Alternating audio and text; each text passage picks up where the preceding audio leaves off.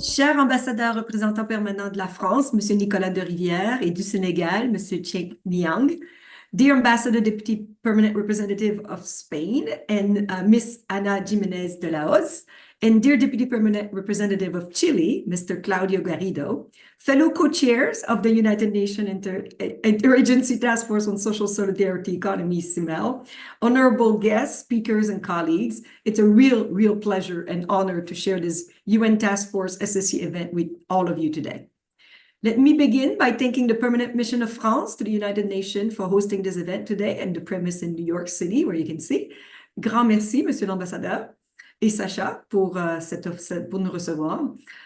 For those of you who are not familiar with the UN Task Force on Social Solidarity Economy, the group was established in 2013, more than 10 years now, to enhance recognition of the role of social solidarity enterprises and organization in sustainable development, to promote the knowledge of social solidarity economy, which I'll call SSE from now on, and consolidate SSE networks, many of them represented on this call, support the establishment of an enabling institutional and policy environment for SSE, and ensure coordination of international efforts and create strengthened partnership. And this one is very important for represented today. Now, it comprises more than 20 international institutions, UN entities, but also the World Bank, the OECD, and 15 civil society organizations engaged in SSE around the world who participate as observers. Recently, the World Health Organization has renewed its membership, and the United Nations Economic and Social Commission for Asia Pacific, better known as ESCAP, and the Economic Commission for Latin America and the Caribbean, known in English as ECLAC or in Spanish as CEPAL, have both formalized their membership. And we are expecting soon to have the adhesion of UN Habitat, the African Union, and the recently created Ibero-American Network on SSE, RIFES. As you all know, a bit more than a year ago, on 18 April 2022, we started a new journey for the social solidarity economy movement at the global level with the adoption of the UN General Assembly resolution on promoting the social and solidarity economy as a driver for sustainable development, an initiative that was skillfully co-sponsored by Senegal, Chile, and Spain. Many things have happened for the SSE community since then, showing accelerated movement that reflects the impact and soul of that resolution, such as, and I'm not going to be exhaustive, the adoption this summer of the African Union 10-year strategy on social solidarity economy, the adoption in November 2023 of a Council of the European Union recommendation on developing social economy framework condition that recommend to the 27 EU member states to either adopt or update their social economy strategy or integrate the social economy into relevant strategies or other policy initiative by November 2025 next year, while taking into account, of course, national circumstances. Or the presentation yesterday to the second committee of the first ever United Nations Secretary General report on advancing SSE, which is the result of the work of this task force, of the strong cooperation between the two UN system organizations that co-chair the task force, ILO and UNTAD, and the collective input of 17 government, 8 UN entities, 6 international organizations, including members and observers of the task force, 1 development bank, and a wide range of stakeholders.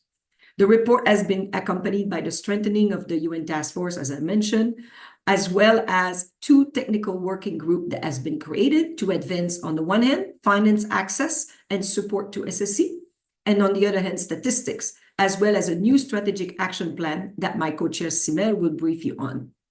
The report introduced yesterday concretely identifies the contribution of the social and solidarity economy to achievement of all sustainable development goals, as well as concrete action areas which are critical to unlocking further potential of the social solidarity economy in its 3 dimensions: social, economic, and environmental. It is of critical importance to act on areas such as access to financial and non-financial support to SSE entities. Why? Many SSE entities such as cooperative, association, foundation, mutual, social enterprises, especially those who are micro-enterprise or SMEs, face additional obstacles in access to capital, and many of them excluded from accessing equity.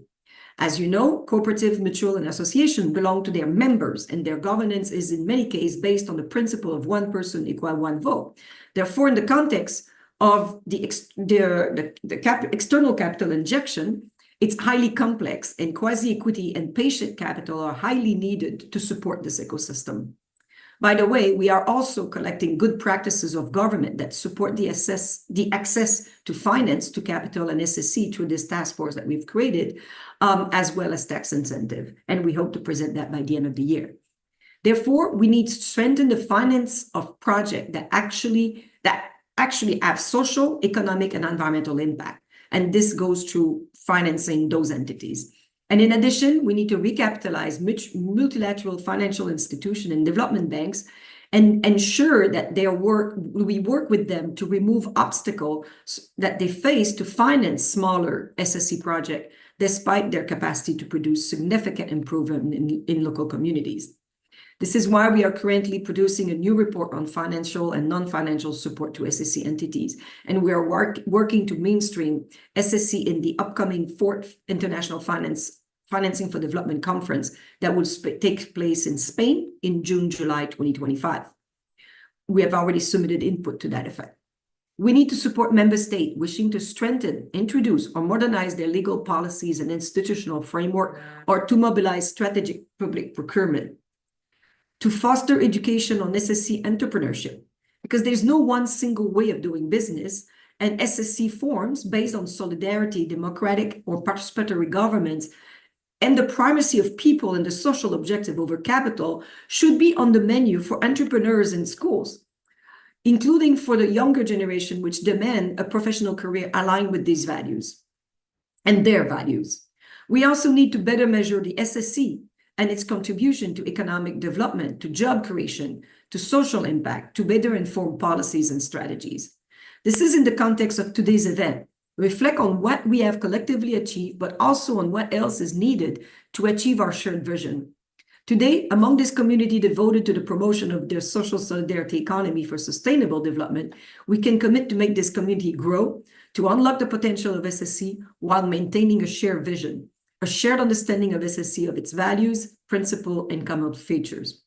Honorable ambassadors, we are proud of having mobilized some of the best good practices and SSE experts at global level from different regions as Africa, the Americas, Europe, and Asia, for them to share their knowledge, experience, and expectation on the work that the UN system will continue implementing to boost social and solidarity economy. With these introductory remarks, I'm very pleased to give the floor to Ambassador Nicolas de Rivière for his remark. Ambassador, you have the floor. Thank you very much. You hear me well? Very well. Okay. Dear ambassadors, co-chairs of the task force, ladies and gentlemen, it's a true honor for France and for me to be hosting this event, and I'm delighted to have the opportunity to speak about a topic dear to my country, who celebrated this year the 10th anniversary of its law on SSE. Firstly, I want to thank you, Mrs. Line, Carpentier, and thank also Mrs. Simelezim, co-chairs of the UN Task Force for SSE from UNCTAD and ILO, for organizing this meeting and for your leadership through the work of the task force and for the presentation of the first SG report on the issue. France is proud to have provided contributions to the report, and we are looking forward to moving the social and solidarity economy agenda a step further together with other member states and partners. We would also like to thank the core group members, and in particular Spain and Senegal, for their engagement. The first GA resolution last year was a crucial milestone for the international recognition of the SSE and its important potential to accelerate sustainable development following the ILO resolution in 2022 and OECD recommendation on SSE innovation. In spite of being insufficiently recognized, SSE entails an important part of our economies. For instance, in France, it represents 15% of private employment and 10% of GDP. SSE goes beyond the sole economic lens. It is a broader vision, a model for our societies. On one hand, the social front, it places human beings before profits and reduces inequalities notably promoting the reinvestment of earnings and democratic governance. On the other hand, the environmental front, it fosters sustainable production and consumption, as well as circular economy. SSE's richness stems from its great diversity of models and structures, as well as in its flexibility and ability for innovation. All of this opens up many new avenues for making this world a better, more sustainable, and a more human place. SSE is also by nature based on a strong partnership model, working with a variety of stakeholders: civil society, private sector, academics, governments, and international organizations, as we can see today in the panel. In the recent years, we have seen important growth in SSE with more recognition, policies, and legislation at national and international levels in its favor. However, some challenges remain, which impede the full potential of SSE to accelerate our way towards the SDGs, social justice, and decent work. Under the leadership of Minister Delegate for SSE, Incentives and Profit Sharing, Marie-Agnès Poussier-Winsbach, with our Ministry of Europe and Foreign Affairs, France's commitment to support SSE and to push this agenda at the international level remains steadfast. SSE is strongly promoted within our international development and sustainable investment policies and programs. We need to provide a better environment for SSE entities in order for them to grow and unlock their full potential. This means working at both national and international level for one, enhancing laws and regulatory framework, two, harnessing private investment and financial resources by creating adapted support mechanisms such as guarantees, patient capital, tax incentives, and solidarity-based funds. And three, developing statistics on SSE, foster educational curricula, skills, and research in this field. Looking ahead, we need to keep SSE high on the agenda. France will support and engage in the negotiation of the upcoming resolution in the work of the second committee of the GA. SSE should be mainstreamed in the UN development system, as well as the next relevant milestones, including the 4th International Conference on Financing for Development, the World Social Summit, and the UN Second International Year of Cooperatives in 2025. The 7th Global SSE Forum that France will host in Bordeaux in 2025 will bring together SSE partners, including those engaging at the local level. In this regard, I commend the work of the UN Taskforce on SSE, and I call on member states and partners to join all efforts to promote SSE along with the task force at bilateral and multilateral level. The more we have SSE, the closer we get to the SDGs. Therefore, let us work together to move this agenda forward. Thank you very much. Merci, Ambassador de Rivière. And indeed, we need to keep this high on the agenda. And we're very pleased that we have 100 participants online following this event. So I think the interest is there. So thank you for this. I would like now to call on, where did they go?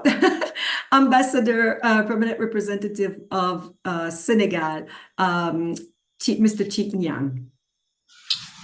Thank you very much, Excellencies, dear colleagues and friends.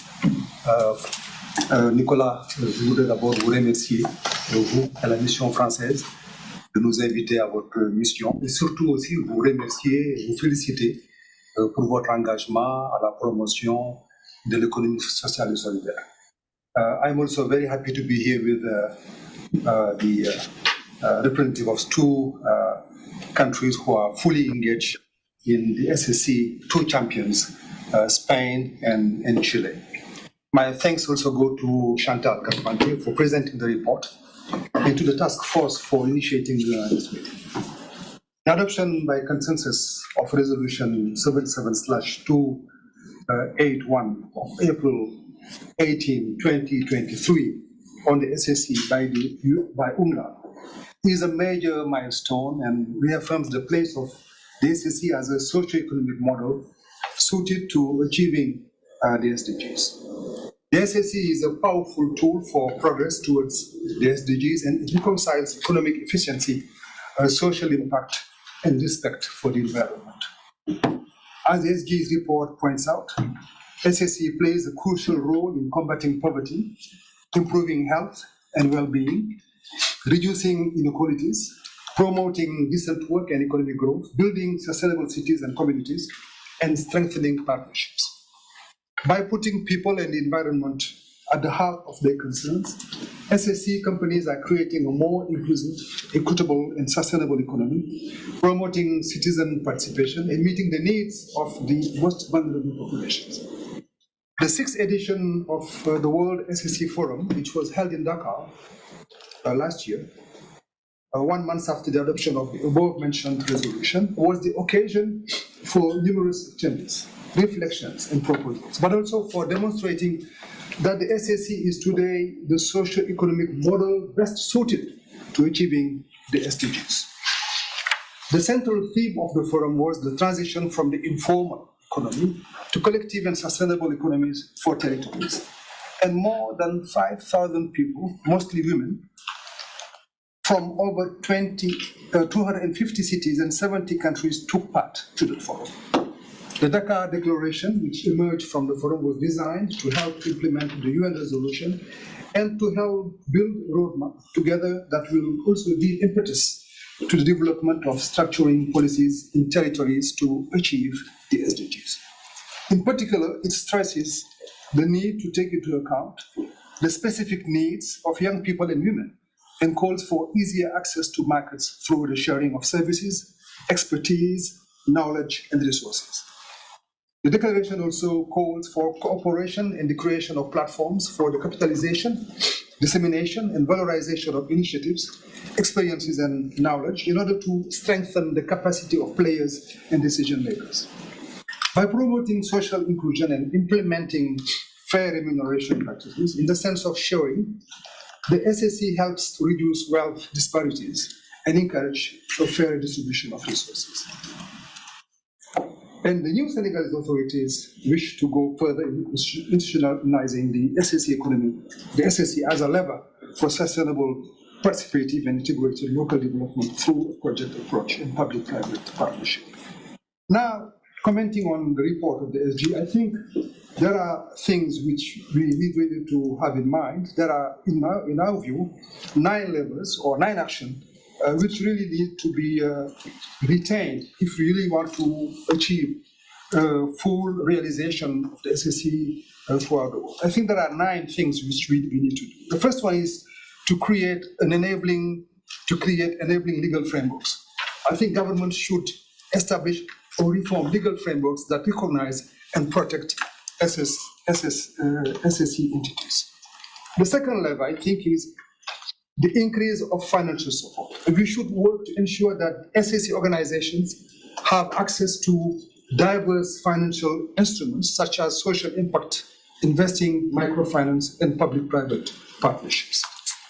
It is also important, thirdly, to institutionalize the SSE by having member states consider institutionalizing the SSE through dedicated ministries or government departments. I know that this doesn't exist in all countries, but I think it would be good to have that kind of structure in governments. Fourthly, I think we need to strengthen data collection and research. We need to invest in building systems for data collection and research on SSE activities. Developing standardized metrics and reporting frameworks will enable policymakers to make informed decisions. Fifth, we must facilitate market access. Government should ensure that SSE entities have access to markets by creating fair procurement processes that prioritize socially responsible enterprises. Sixth, promote SSE in global fora. Advocate SSE in global discussions on development, climate action, and inequality reduction. 7, support local and regional initiatives. Government should also tailor the SSE strategies to local contexts, ensuring that regional and municipal governments have the autonomy and the resources to support initiatives that align with their local needs. 8, empower women and youth. I know it is in the report of the Secretary General, but we really have to pay attention to that, making sure that we can ensure equal access to finance, to markets, but also to decision-making roles. It's very important. And lastly, ninthly and lastly, foster international cooperation. Member states should collaborate with international organizations and NGOs to support SEE development across borders. Sorry to be long, but I really wanted to share these levels which we think are important to advance and promote SDGs. I think. Thank you so much, Ambassador Niang. And on the contrary, thank you for detailing these 9 levers, which are very important indeed. Many of them, I believe, included, but the empowering of women and youth and the localizing of these strategies at the local level, procurement could be strengthened indeed. So thank you so much for this. And also for, pointing out that the SSC might be one of the best economic model to achieve the SDGs. So thank you for this. It's my pleasure now to give the floor to Deputy Ambassador, Permanent Representative of Spain to the UN, Ms. Ana Jiménez de la Hoz. Ma'am, you have the floor. Thank you so much for giving me the floor and for the invitation to participate in this very important event. I also join others in thanking very much the Permanent Mission of Spain for hosting us. Merci beaucoup, Monsieur l'Ambassadeur. And also the UN Inter-Agency Taskforce for their work and for their presentation. Many of the things that I had in my notes have been already said by the distinguished permanent representatives of France and Senegal. So I think from my side, the first thing that I would like to highlight is the importance for us of the spirit of collaboration when we come to discuss SSC. And I think this event is a very good example because when I was looking through the notes, through the program, it's really a comprehensive event which will give us the opportunity to hear many points of view in the ensuing discussion, and we think this is very important. We are also very grateful for the great participation online, and as we as co-facilitators together with our colleagues from Senegal and Chile embark upon the negotiations of the future resolution that was mentioned here, it is also very important for us to be able to hear different points of views and have really very informed discussion that will then fit into our deliberations. So really thank you very much for this opportunity to start our works as co-facilitators on a very strong ground. Regarding the report, much has been said already and we agree with all of that. We were very grateful and very appreciative about the focus of the report. It's very helpful because it really covers many angles related to SSE with the ultimate goal, as the permanent representative of Senegal pointed out, to achieving Agenda 2030, which I think is the common objective for all of us. We also recognize the role that Spain has played in SSE. We were pioneers on this. We have a law already, a very strong legal framework dating back to 2011, which was also passed with the support of the whole political spectrum in Parliament, and we are embarked upon the implementation of the social economic strategy for 2023-2027. And another thing that I think is very helpful about the report, and was also mentioned before, it that really looks forward to the great opportunities that we will have in 2025 to continue our multilateral discussions in this issue. The fourth conference on financing and development was mentioned, together with the World Social Summit for Sustainable Development and the second International Year of Cooperatives that will also take place in 2025. So I think we had a very good basis first to discuss what we have now, the landscape, the direction of travel, and then to look for opportunities, particularly next year, about how we can consolidate the gains and work on the challenges that have been mentioned already in this meeting. So thank you very much. Gracias. Thank you so much, Ambassador Jimenez. And indeed, we're very keen to see how we can engage into these upcoming conferences, the FFD, the Social Summit, the International Year of Cooperative, which also was mentioned by Ambassador de Rivière. And I would be remiss if I didn't mention and thank both the government of France and Spain for the financial support to the task force, because this resolution, as you know, has been adopted within existing resources. So thank you, because we couldn't do the work that we do without your support. So thank you so much to both of you. I'd now like to give the floor to Deputy Ambassador, Permanent Representative of Chile, Mr. Claudio Garrido. Thank you for giving the floor. Excellencies, Ambassador of France, Senegal, and Spain, distinguished panelists and speakers, colleagues, allow me to start by thanking the United Nations Inter-Agency Taskforce on Social and Economy for your support in putting together this event, and the Permanent Mission of France for hosting us today. I would also like to thank Mrs. Carpenter for her remarks. The theme of today's session could not be clearer: unlocking the social and solidarity economy full potential for sustainable development. We gathered this morning not just to reflect on the significance of the Secretary General report, but also to examine the transformative power of social and solidarity economy in our quest for sustainable development economy. Given the growing structural inequalities and growing environmental issues, we must not forget that social and solidarity economy offer a strong alternative that emphasizes the social goals, unity, and mutual aid instead of prioritizing profit maximization with the involvement of various enterprise organizations and other economic entities. Chile is one of the facilitators of the resolution promoting the social and solidarity economy for sustainable development. Firmly believe that the contribution of the SSE extend far beyond economic growth. They play a critical role in promoting social dialogue, enhancing labor rights, and fostering community resilience by supporting local economies and empowering marginalized women and marginalized groups. The SSEs lay the groundwork for social cohesion and cultural diversity. It is particularly vital in our world that often face division and inequality. As we focus on the potential of the SSE, must also recognize its pivotal role in achieving the 2030 Agenda for Sustainable Development. The SSE can significantly contribute to legalization of the SDGs by creating decent work opportunities, enhancing access to essential social services, and promoting sustainable economic practices. In doing so, it is not only addresses immediate needs, but also paves the way for future that prioritize dignity and respect for all, ensuring no one left behind. Let us also not forget that SSE embodies a unique approach to business, one that underpins transparency, accountability, and participatory governance. By fostering partnership and network of local, national, regional, and international levels, we can create an ecosystem where social and solidarity economy act as traced. To achieve this, collective commitment will be needed to implement national, local, and regional strategies that recognize and support the SSE.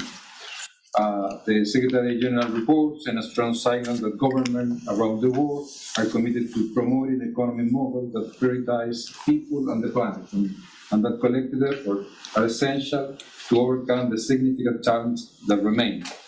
Just to mention a few, as previously mentioned, the Ambassador of France, the lack of SSE specific programs in areas such as statistics, research, education, and training, as well as access to financial and non-financial resources. Together we can unlock the potential of the social and solidarity economy. It is not only about the fostering economic growth, but it's about creating a just and equitable world for all. Thank you. Thank you very much. Thank you so much, Deputy Permanent Representative Garrido. And indeed, the goal here is to leave no one behind, and it is definitely an economy that can help us do that. And I'd be remiss again if I didn't thank the co-facilitator, Chile, Spain, and Senegal for this resolution that you will be supporting again this year. And also mentioning in your intervention, the governance and the just transition role that SSE can help. These are all objectives that are very complex and that SSE can achieve, but somehow when it comes to UN resolution and high-level outcome document, oftentimes this is not recognized in those documents. I would like now to introduce our last speaker, but certainly not the least. You've been mentioning my co-chair, Simel Sim, and I would love to give her the floor to close this opening session. Sima, please come in. Thank you very much, Chantaline. Excellencies, ladies, gentlemen, esteemed colleagues, and distinguished guests. It's my honor to address you today as co-chair of the task force. And since we established the task force over a decade ago, we have indeed achieved meaningful progress in promoting the SSE, supporting the UNGA resolution of last year, preparing the UNSG report. And this first report was in fact one of the action points on the UNGA resolution of last year. It highlights how SSE contributes to the Sustainable Development Agenda and the global recovery efforts. It demonstrates how SSE entities create jobs, provide critical services that support livelihoods, including in rural and informal economies. It demonstrates how SSE entities help advance food security and sovereignty among indigenous peoples, improve access to affordable care services, and lead green initiatives in renewable energy and waste management. And I think it's important to note with their bottom-up innovations, SSE entities serve as valuable partners to both local and national governments. The report does show steady progress in mainstreaming the SSE into policy processes, programs, education, research, financial and non-financial support systems and statistic frameworks. While all this is a testament to the progress made, it's also a call for action to governments, UN agencies, and financial institutions to support the scaling up of SSE promotion. And despite progress, key challenges persist. Honorable ambassadors before me have mentioned the need for greater policy coherence, enhanced financing, capacity, visibility. And the report, of course, has some forward-looking recommendations to ensure continued progress. For those of you participating in this session, please read and reflect on the findings of this report. A key point is how UN entities can further implement the resolution and take concrete actions to advance the SSE. And I would like to take a moment to reflect on what that means. The resolution encourages entities of the UN development system to integrate the SSE into their programs and policies. And as co-chair of task force, I call upon our sister UN agencies, especially those with country offices, to join us in helping unlock the potential of the SSE as a key driver for sustainable development. To illustrate how UN entities can lead in this effort, I'd like to share a few highlights from my own agency, the ILO, co-founder, co-chair of the UN Task Force, and the Specialized Agency for Social Justice and Decent Work. Each of our UN agencies have their own strengths, and by focusing on these core areas of expertise, we can collectively unlock the full potential of SSE. And the ILO brings together governments, employers, and workers of 187 member states. It has promoted the SSE since 1919, League of Nations days, with a dedicated unit established since 1920. Consultations with cooperators are enshrined in the ILO Constitution, and a recommendation on cooperatives has existed since 1966, revised more recently in 2002. Our approach relies on developing international labor and statistical standards and supporting their implementation in 107 countries where we have programs and activities. Having an explicit mandate is essential for UN and multilateral entities to effectively promote the SSE, as ILO's resolution, strategy, and action plan on decent work in the SSE demonstrate. These texts provide us with clarity, and as reflected in the tripartite definition developed by the ILO and recognized in the UN resolution. The speakers here, and many of you may know, but I just want to emphasize for those of you who may not, the SSE encompasses COPs, associations, mutual societies, foundations, social enterprises, self-help groups, and other entities that adhere to its values and principles. This is an important emphasis. These are value and principle-based businesses. The values intrinsic to their functioning include care for people and planet, equality and fairness, interdependence, self-governance, transparency and accountability, and the attainment of decent work and livelihoods. They put into practice the principles of voluntary cooperation and mutual aid, democratic and participatory governance, autonomy and independence, and the principle of people and social purpose over capital.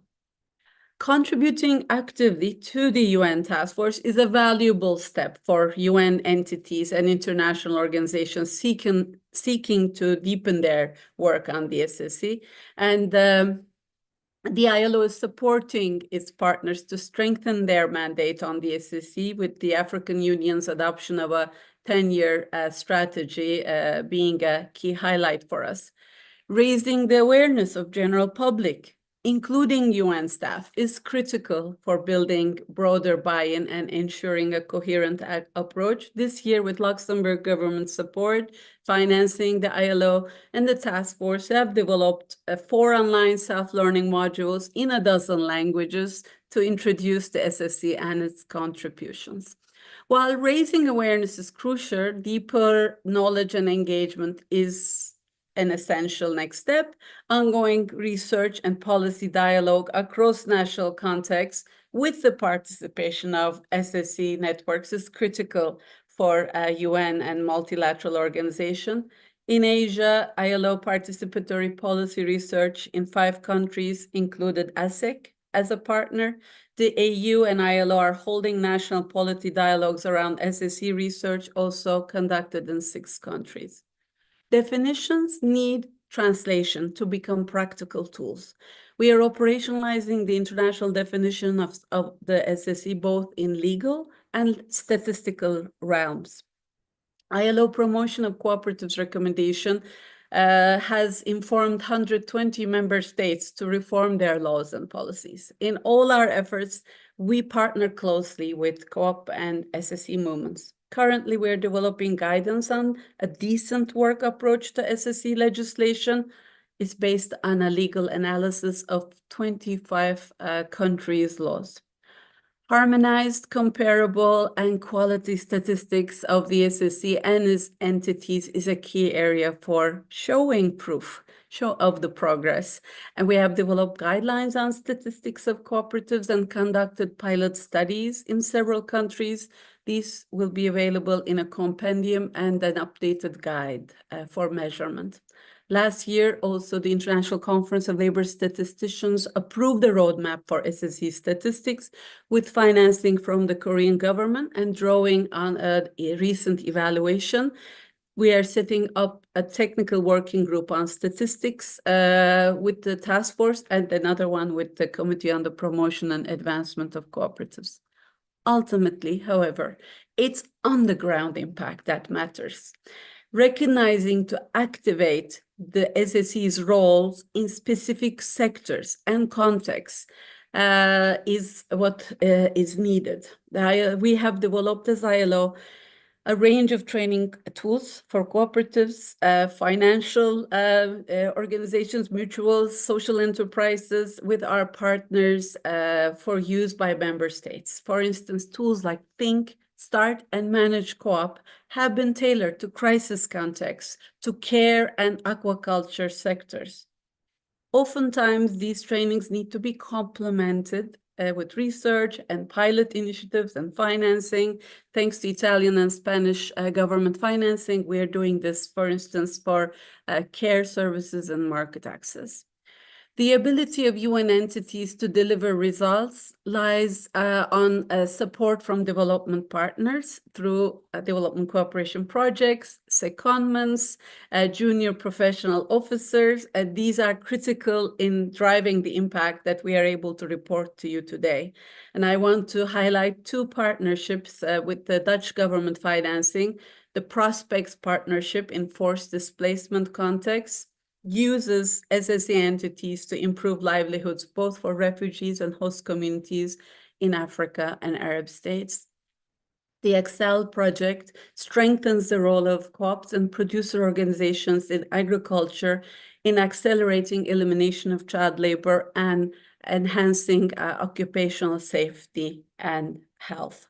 With respect to staffing, we have a long-standing secondment arrangement with the Korean Ministry of Finance, and we have a JPO job description announced.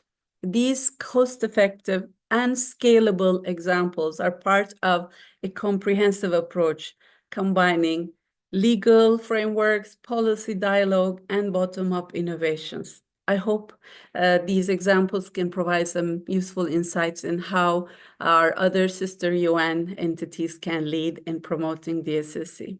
In conclusion, as the task force, we remain committed to advancing this work across the multilateral system and invite all relevant UN entities and international organizations to reflect on how we can further implement the resolution and scale up the SSE globally.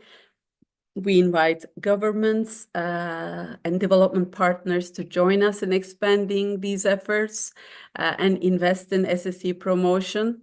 And partnering with us, member states can help scale up efforts successfully. And with your support, we can unlock significant opportunities to promote the SSE, impacting hundreds of thousands of lives and livelihoods.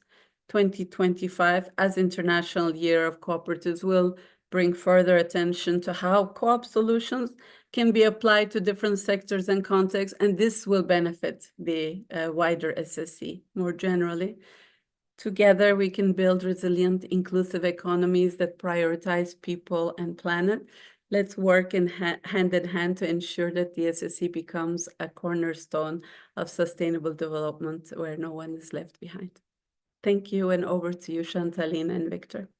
Thank you so much, Simel. I'm not going to try to repeat all the great presentation and all the great work that ILO does and the example that our sister agencies and entities can take. But I think I just want to highlight the fact that you mentioned on the role of specific sectors. And I think we haven't mentioned, one thing we haven't mentioned is the fact that pretty much every sector, the SSE entities are pretty much active in every sector: the care, the insurance, the health, the finance, the agriculture, the fisheries. And oftentimes we work on these issues, and our sister organizations are working in these areas, but without recognizing sometimes that they are working with SSE entities. And that's one of the challenges that we have to address.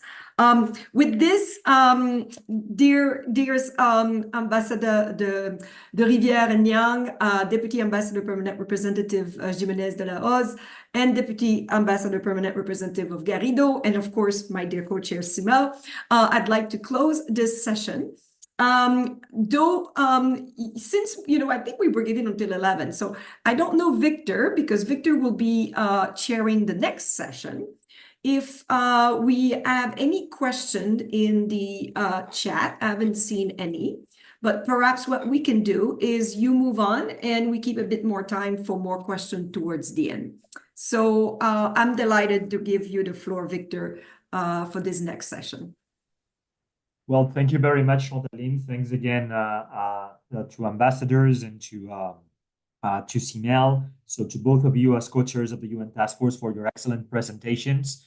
And indeed, right now we will start a new panel in which we will be talking with experts on social and solidarity economy, because indeed a lot has happened till the UN resolution was approved a bit more than 1 year ago. We have seen a lot of developments, and also the sector itself, SSE stakeholders itself, are committing to implement the UN resolution agenda, and also are going to be pointing out elements that they would like to see the UN system doing to further support the development of the social economy. So I think that we have a very rich roundtable ahead of us. I will try to explain that we have different types of speakers. So we have speakers coming from the public sector, the European Union, notably to explain the Council recommendation on social and solidarity economy that was adopted in November last year.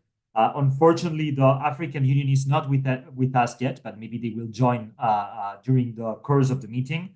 We also have the World Bank with us, so Ali Rahim from the World Bank to speak about the citizen engagement, social sustainability, and inclusion global practice at the World Bank. And then we have many social economy, both policymakers, but also stakeholders that will be, as I was saying, explaining good practices, explaining what are their needs, what are they doing in terms of innovation to support SSE as a driver of the SDGs. So with that, I would like to start by giving the floor to Margit Perko. She's policy officer at the European Commission. She works on legal policy and institutional frameworks for the SSE, and she will be speaking about the Council recommendation on developing framework conditions, social economy framework conditions. So Margit, the floor is yours. Indeed. Thank you, Victor, and thanks a lot for the invitation. We in the European Commission, of course, appreciate the work that is happening at the UN level very much. There's been a great momentum, and it's very good to see all the progress that you are achieving at the UN level. I'd like to give you a very quick overview of what's happening at the EU level with a focus on the Council recommendation, as Victor mentioned. And for that, I am going to share my screen. And I have to go to the presentation mode. So I hope you should see my screen now with the slides. It works, yeah. Our main guiding document is the action plan for the social economy that has been adopted in December 21. And it is a bit of the broader framework for us. It has the three action areas. On the one hand, the framework conditions that we want to improve. Then there is the dimension of recognition and awareness raising. And of course, also the whole dimension on opening up opportunities in terms of funding, business support. And all that is done in collaboration with stakeholders. And you will see on the left-hand side also a bit the timeline, or rather at the bottom. So we had the adoption in 21. Then we had the Council recommendation that was adopted in November 23, with a timeline of 2 years, 24 months for the adoption or updating of strategies. Then there will be a reporting period after 4 years. That means 27. And 5 years later, again, another reporting that would be in 32. Next year, we will have the stock taking for the action plan. That takes a bit of a midterm review where we stand, what we already did, and what is still to be implemented. Because as I said, we have the overall time horizon of 2030 for our action plan. Here you see a bit specific actions that we highlight. We have created this EU Social Economy Gateway. I will copy some links in the chat afterwards. We have the InvestEU program that is mobilizing private investments. We have workshops that support public officials on several topics. Of course, there's the digital and green transition that is also important for the social economy. The skills topic, the regional dimension, the international dimension, the socially responsible procurement. So as you know, it's a very broad topic with very many things to consider. So the key initiatives that we want to highlight is a bit, some things that I've already mentioned. The Youth Entrepreneurship Policy Academy is another one that tries to support youth entrepreneurship in general, and it also includes a strand on the social entrepreneurship, and that's a joint project that we do with the OECD. And there's also the transition pathway. I think there will be a new website launched also to support the collection of pledges. That is also very relevant for the SDGs, especially on the green dimension. And there's also an ongoing initiative on cross-border activities of associations to make it easier for them inside Europe. And now I'm coming to the main part, this Council recommendation. And I would like to just give you this brief overview on which topics are covered. So basically, the member states are all invited to update or devise their strategies for the social economy, or it could also be sectoral strategies where they take into account the social economy to some extent. And it's basically about developing enabling framework conditions, reviewing national policies and legal frameworks. Some member states already have legal frameworks for the social economy, others not yet. And they can look into whether or not they would like to establish such a framework, or if they rather want to do it in other sectorial forms. And because you don't necessarily need new legal forms to support the social economy, our approach is to support whatever works at the national level that comes with different traditions. So we are not dogmatic that there is like one way it needs to be done, but it's really the full diversity that we want to acknowledge and to support also with this framework conditions that we try to approve. It's always important to acknowledge the key principles and features of the social economy. It's better established in some member states than in others. So it's still a lot of awareness raising that needs to happen. And we think it's useful if it comes from EU level, the international level, and also from local stakeholders that want to highlight the potential of the social economy. And of course, there are a number of topics that are highlighted in this council recommendation. One is the access to public and private funding. That's a key topic. The access to markets with procurement that is gaining an importance in the political agenda as we speak now. There's the topic of state aid with some adjustments that are in the pipeline. There's the topic of taxation, where we will look into what can be done to support social economy. Social impact measurement is another topic, and of course, visibility and recognition. So that's a bit the broad menu that we have for the council recommendation. The member states adopted that. So by default, it's a self-commitment to do something on that. And we are now in touch with them to support them and provide support on various levels. And as the last slide, I just want to remind you about the EU Social Economy Gateway, where we basically share information about the social economy in Europe. You will find all sorts of links to resources, to the EU initiatives, but also many other topics in focus, such as state aid or information about how to build a social economy strategy. I think I will also copy that link in the chat, because that might be interesting for you if you are working on a strategy right in that moment. And there is another tool that might also be interesting, that is the Better Entrepreneurship Policy tool, where we have a self-assessment both on inclusive entrepreneurship, but also on social entrepreneurship that can also be used in a wider way for the social economy. That allows, for example, a region to collect a group assessment of how your current framework conditions are, and it can also give you ideas where you could adopt something to improve the framework conditions. So maybe that's also of some interest for you. Yeah, I think that's the main parts from my side. And if you have questions, I'm of course available, and I will stop sharing now if I find the button.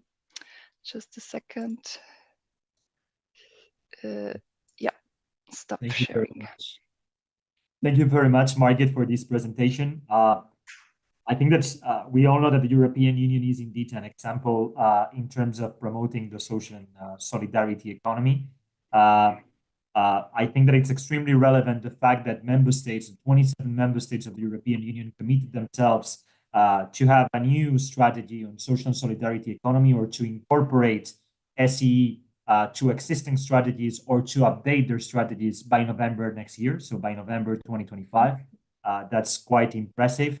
And also, beyond what you have mentioned, but beyond what you have presented, because today we wanted to focus on legal and policy frameworks, which is what you have done.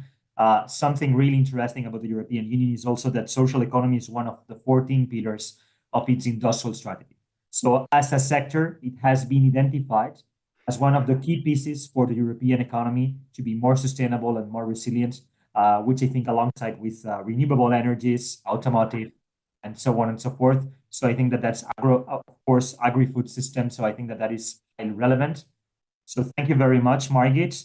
I will say to everybody following us, to the more than 100 people following us, and also to the people in the room in New York in the French Permanent Mission, that if you have any concrete questions to our speakers, please do not hesitate to do them at the end of our session. As we are a bit ahead of time, we might have some minutes at the end for our speakers to reply some questions. So thank you very much again, Margaret. I will now give the floor to Ali Rahim, as I was saying before. Ali is a global lead on civic engagement at the World Bank.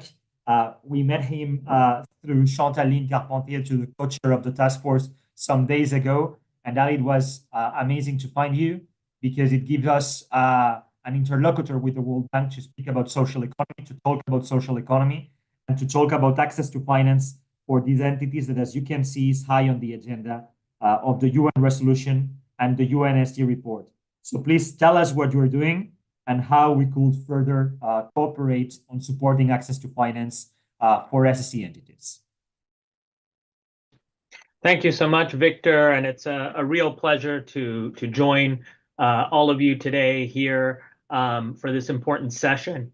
And you know, I think and to work with many of you, Chantaline, thank you very much for having us. And I see Jeru Bilmoria is a very close collaborator who will speak later.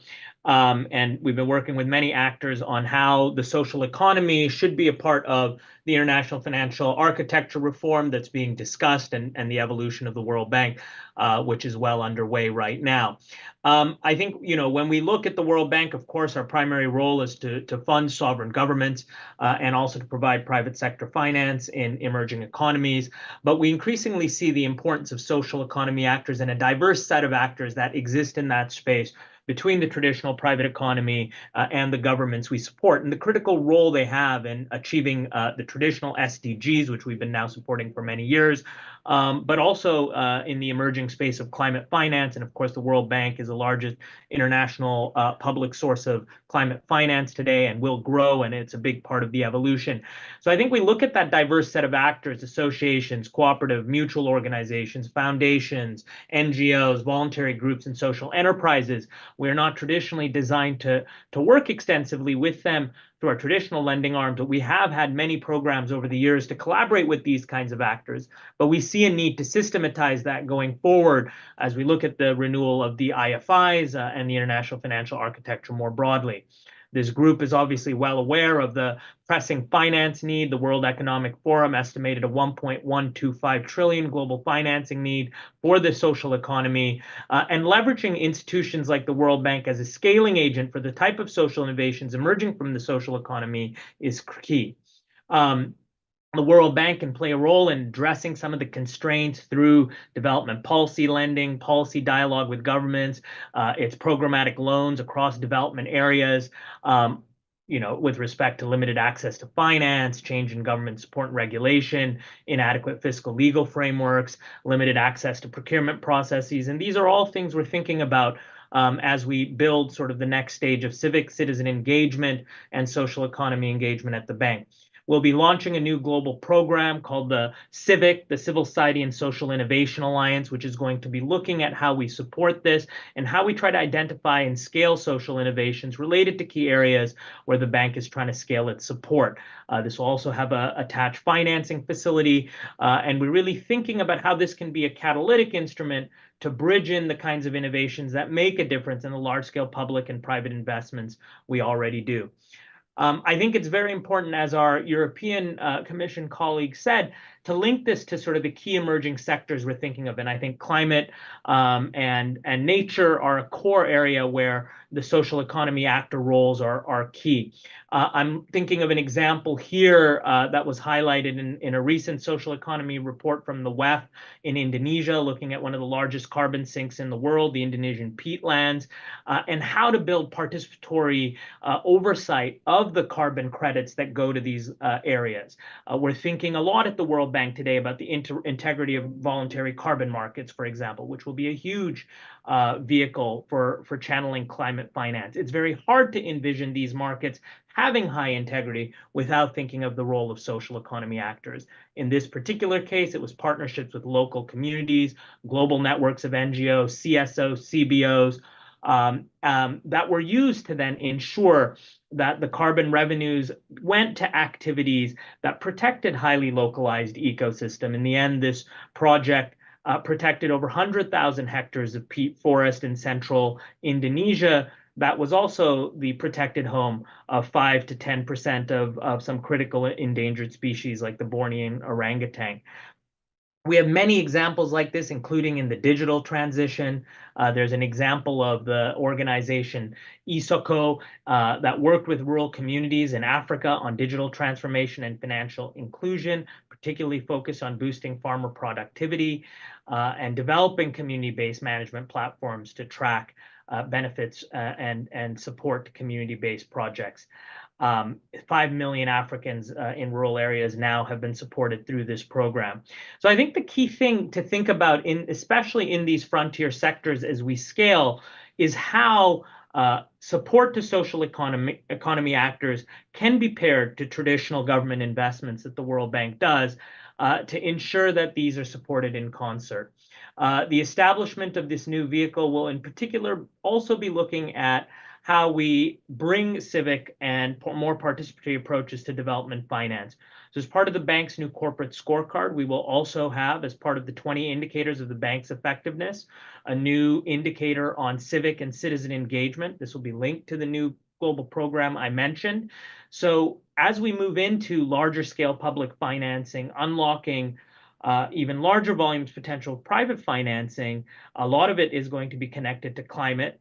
I think we have to understand how social economy actors will play a critical role in building trust, integrity, oversight, and inclusion. And this requires building systems. It requires new kinds of partnerships between government and social economy actors. So as we move forward, we look forward to working with many of you as we build out this new architecture in the bank and bring a broader set of actors into sort of the renewal of the financial architecture in the World Bank that we are working on right now. So thank you for having us today and look forward to discussing more. Thank you very much for this presentation, Ali, and for giving us these updates on how the World Bank is seeking for more civic engagement, which is precisely what social and solidarity economy does through the participation of workers in the economy, through the participation of citizens that produce their own renewable energy or that manage collectively biodiversity or that manage collectively agricultural lands. So thanks a million for that. And indeed, I'm pretty confident that the whole UN Task Force and its technical working group on finance access and support is at your disposal to cooperate on what you are currently doing. From you, we will pass the floor to a person, to Claude Dorion. He's Director General of MCA Conseil, Treasurer of ESS International Forum, of Social and Solidarity Economy International Forum. Claude is actually an expert on access to finance and support for SSE entities, and he's going to speak also on how governments support that, how new partnerships with governments are built to support access to finance and support for SSE. Claude, you're from the bar, so it's not a fantastic way of, I guess, joining, but the floor is yours. Thank you, Victor. It's also a pleasure to talk right after the World Bank. My organization is a bit smaller. I represent a social economy consultancy, a non-profit organization that has been involved for 30 years in supporting social economy enterprises, mostly in Canada, mostly in the province of Quebec, but also in different countries in Africa, as well as Latin America and Europe. I will present a short description of the importance of the technical and financial support network that we built in the province of Quebec, supporting a social economy that is now larger than 11,500 different enterprises, representing some 7% of total employment in an economy of 8 million people. The social economy in Quebec, as in most countries, have a very large contribution in local development, job creation, ensuring and contributing to accessing services for different communities. And we succeed in having this contribution by helping the enterprises to overcome challenges and access barriers toward financing. Victor, you can switch to the next slide. Thank you for the support. From my car, it would have been difficult.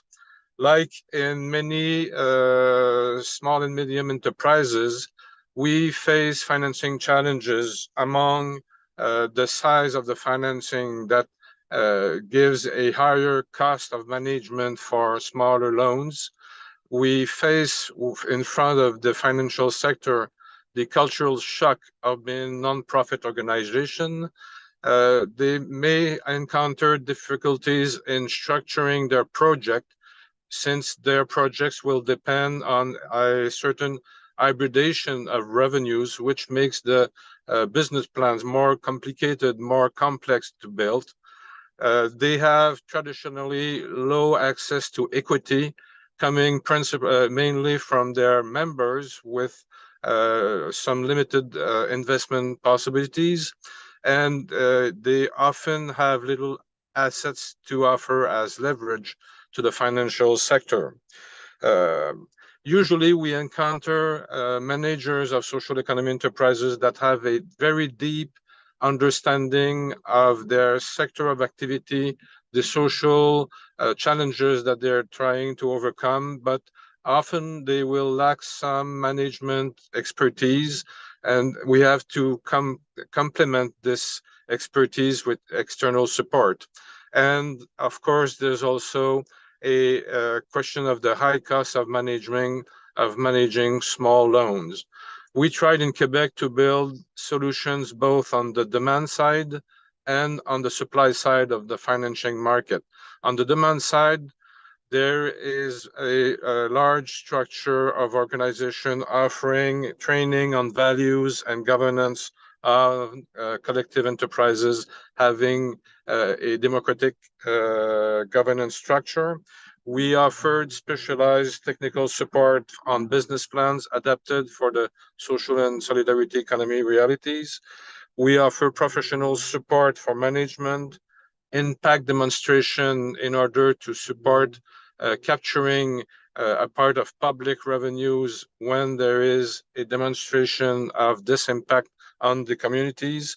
And we built a pool of SSCs management specialists dedicated to support the SSCs enterprises.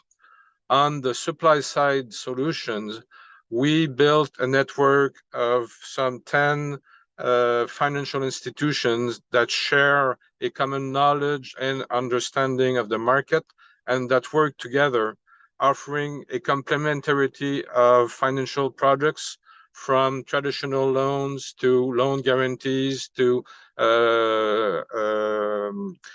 quasi equity or different loans that will have a return depending on the level of revenues of the enterprises. So there is a flexibility on the type of product that are offered to the enterprises to complete their financial needs. And there is a structure that allows the enterprise to scale up with institutions that will accompany them with smaller loans and higher size institutions that will offer products when they get to a larger level of operation.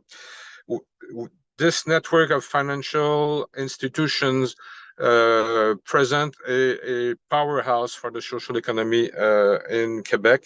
We have 4 large actors sharing $1.4 billion of investment and loans to some 5,000 SSCs enterprises, and there is a combination between fully private institutions, like for example the Caisse d'économie solidaire, who is recycling private saving into loan capacity, and there is a totally public enterprise which is called Investissement Québec, which is the government investment arm for private and social economy enterprises, which has a dedicated department especially aimed at social economy enterprises.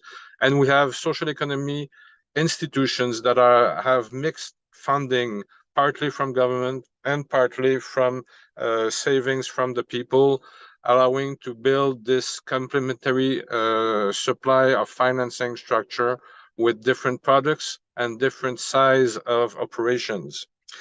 All this financial support and technical support structure depends on a variable degree on some sort of financial support from the government. The government in Quebec invests in and laws and regulation, in tax benefits for workers, investment in social economy enterprises, in networks and federation in order to supply the technical support for the social and solidarity economy enterprises, and to offer this complementary financial project networks. And for the government, the analysis is that this is not expenses toward social economy, but an investment into the capacity of social economy to develop economic development and social services that will bring some fiscal return to the government. So there's a clear demonstration that this is, in fact, an investment that is a winnable strategy from the government, coming from a strong social and political recognition of social economy, coming from a major group of dedicated financial institutions or departments behaving as a formal network, sharing knowledge and getting involved together in different projects, a culture of joint cooperative strategy and action, a mixture of complementary financial and technical support combined with strong autonomy from the organizations, the importance of a sectorial and territorial network bringing expertise in different challenges supporting the enterprises. And all of this is possible because there is this central role of the state in building and financing this ecosystem, bringing local development, job creation, and social cohesion through the activities of social economy enterprises. The public strategy in Quebec is one of leveraging public funds to attract private and social economy and civil society funding and people saving in order to bring a financial capacity to the enterprises with a cost of the loans that will be reduced by a partial involvement from the government. So this strategy of working together between the private sector, the saving of the people, the institutions in social economy, and the government allows us to build this network that support the development of the social economy in Quebec. And we strongly believe that this hybridization of sources and expertise is a main winning strategy to ensure the capacity of social economy to concrete its objective toward overcoming the different challenges of the Sustainable Development Objectives. Thank you. Thank you very much, Claude, also for the presentation, for joining from your car and going to a meeting. We made an exception with you. Actually, you were not in the agenda on the third place, but as you had a meeting, we decided to give you the floor on the third position. It is important to say that before we were talking about citizens participating actively in the economy by consuming renewable energy and producing renewable energy, by consuming certain types of food, by building their houses in the midst of a housing crisis in many countries, right? So in Quebec, they are also mobilizing their finance. That's what workers' funds do, and then they invest on social impact. So citizens are also mobilizing their money to invest in social economy and in social impact in generally. And I think that this is a global good practice, which is highly interesting, and how the state also incentivizes those types of investments. So thank you very much again, Claude. And from you, I will come back to the original agenda and traveled to Asia. So from Quebec to Korea, to give the floor to our colleague Jung-Sik Kim, who is Executive Director of SSE Gov, the Association of Korean Local Governments for SSE. And that organization is also GSEP, so the Global Social Economy Forum, co-chair organization for Asia. Jung-Sik, the floor is yours. Thank you, Victor, for the introduction, and I'm very much privileged to have an opportunity to intervene at today's discussion. Before I begin, I'd like to give my sincere thanks to all the great work done by the UN Task Force and member states who led the initiative to get the UN resolution passed. I'm going to briefly talk about how the resolution helped local governments in Korea and why local governments are important in promoting the SSE to achieve the SDG goals in the Korean context. As we all agree, the UN resolution on the social and solidarity economy has emerged as a pivotal milestone for sustainable development, not just on the international stage, but also at the national and local level. This is particularly true in the Republic of Korea. South Korea has experienced rapid growth in its social economy sector over the past 15 years. The Secretary General's report identifies a number of factors that contribute to the growth of the SSE sector, which is also the case for the noteworthy expansion of the Korean social economy over the past decade. Specifically, this growth has been made possible through the support of the political leadership, along with the relentless efforts of SSE actors in Korea. While some well-known policy programs have ceased due to the change in political leadership, the Korean SSE sector still holds the front line in sustainable development with diverse, creative approaches in Korea.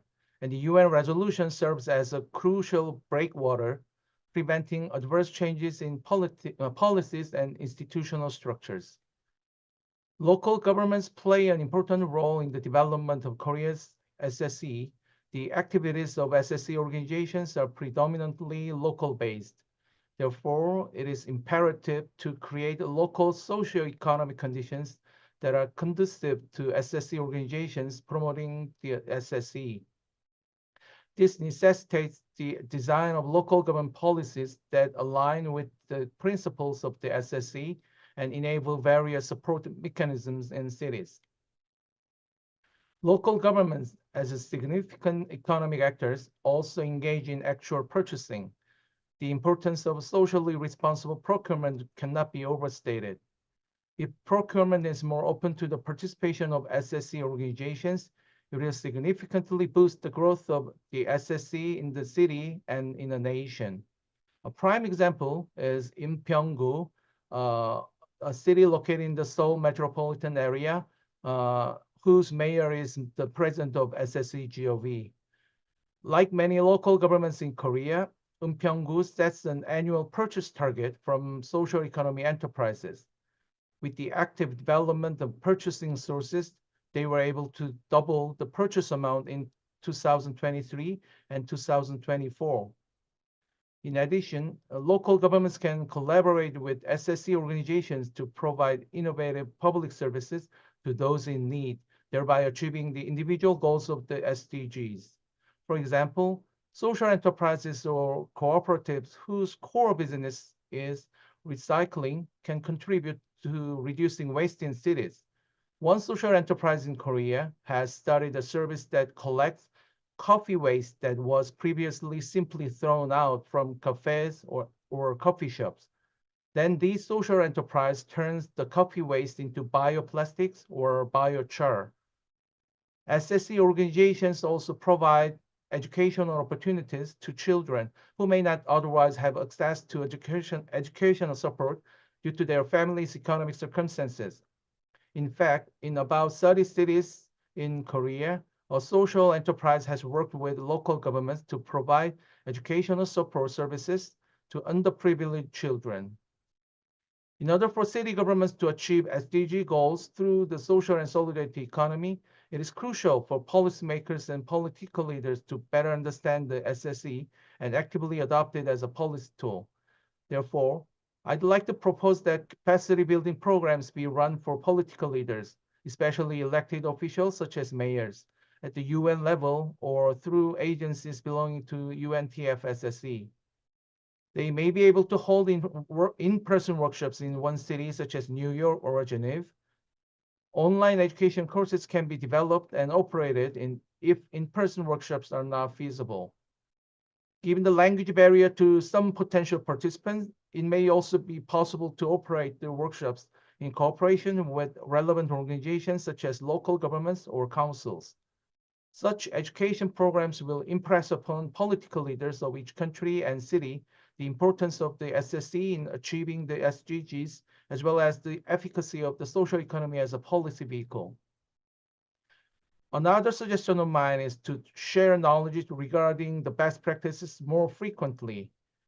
For an easier time in having policymakers adopt the SSE as a policy agenda, we urge the UN to put more effort and resources into collecting and disseminating best practices around the world, especially cases of good city government policy directly related to achieving the SDGs through the SSE at the local level.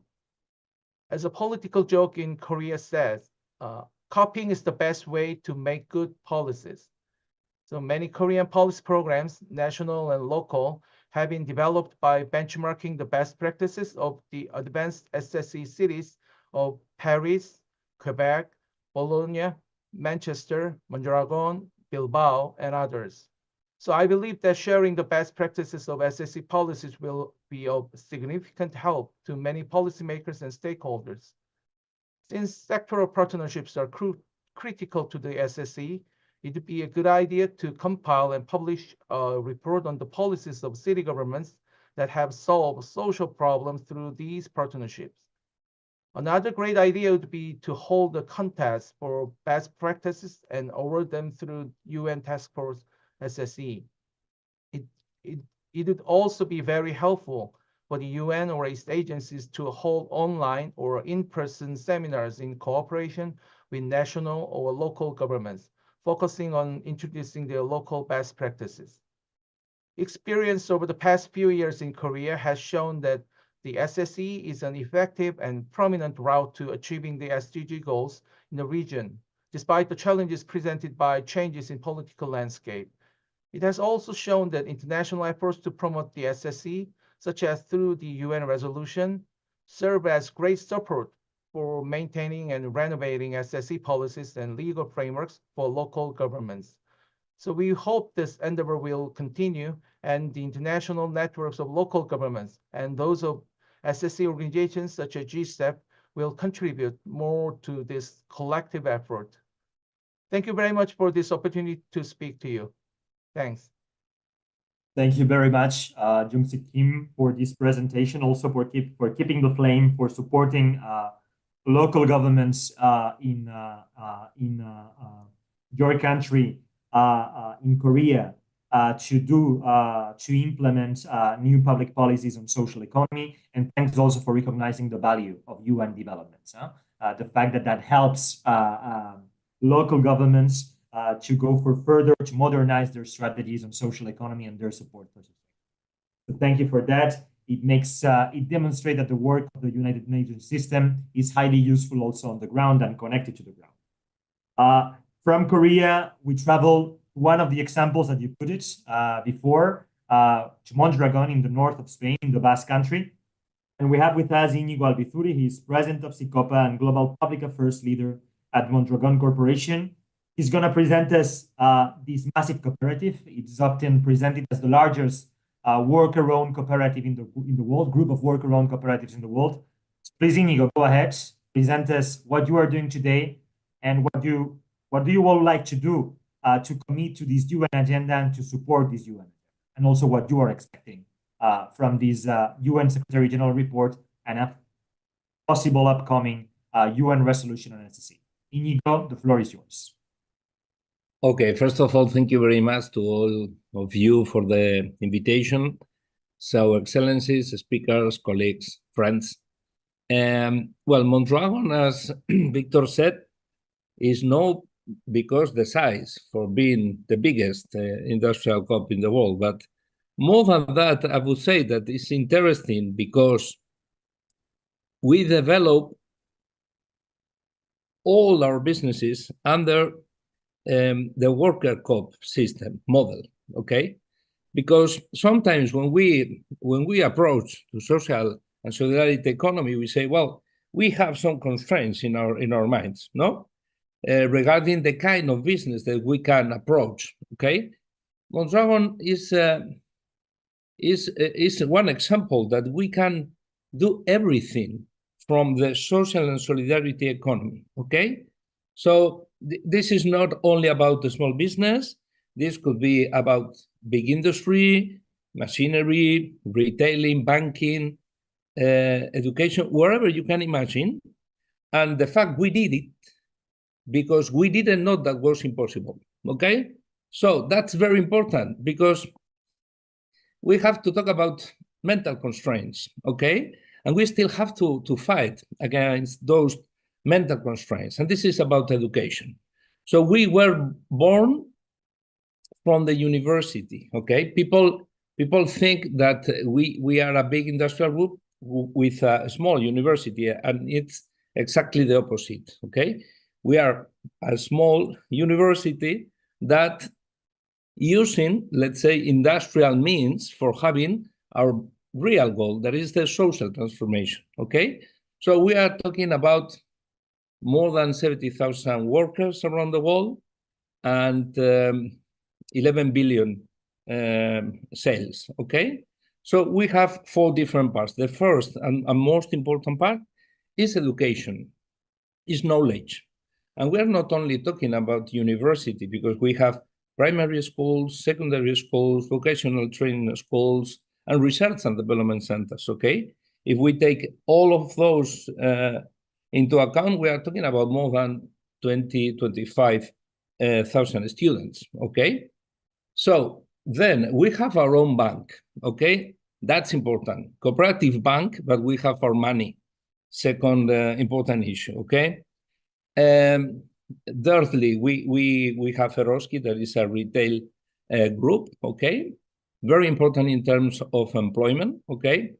And finally, we have industry, but all the kind of industry you can imagine, and not only mainly for feeding European needs, but also with a lot of production facilities in the States, Mexico, Turkey, China, well, all around the world, okay? So, but what about the impact, no? When we talk about this, what does it mean, no? More than just a business. Well, when we talk about this, we strongly believe that more social and solidarity economy or more cooperatives we have, better distribution of the wealth. Okay, so in Gipuzkoa, that is the area where we are, we have one of the lowest Gini index in Europe, okay? And this is exactly because we have a lot of cooperatives there, okay? But I will put you another example, okay? If we take in Basque Country the accidents rate, in the same sector, when we talk about cooperatives, we are talking exactly about 50% of this rate. That's incredible. Why? Because we are owners of our companies and we take care of us. This is the real meaning of the business, okay? When we talk about impact, sometimes we are lost, okay? So the idea is, well, the redistribution is good, but it's much better to have a right distribution from the very beginning, okay? And this is exactly what we are trying to do. And that is about salaries gap between 1 and 6, for example. And it is possible. And we can run our businesses in this way, and we are competitive. So this is important. And Mondragon is a good example. But as a president of CICOPA, I have to say that there are so many other not so big, but very good examples around the world about worker co-ops, no? So Jon Sik, before he has mentioned, we have a lot of things to learn from others, no? We don't need to invent every single day new businesses, new things, we have a lot of best practices that we can take and we can transport to our own communities. And this is the key point, okay? So what we need from UN system and the member states is, well, in terms of legislation, okay, the legislation is very important, but it's not the only thing, okay? We were born under a dictatorship, okay? The legislation was not with us, okay? But we did it. And this is very important because I think that this is a common factor among so many companies, that we never wait to UN, to the government, to legislation. If we don't have, we are here for solving problems, community problems. And this is the real driver of our companies, okay? Legislation is really important. Financing, also, we have been talking about tax policy. I think that we deserve a specific tax policy because our goals as a companies and the goals of the governments are exactly the same. We want to develop our communities for better.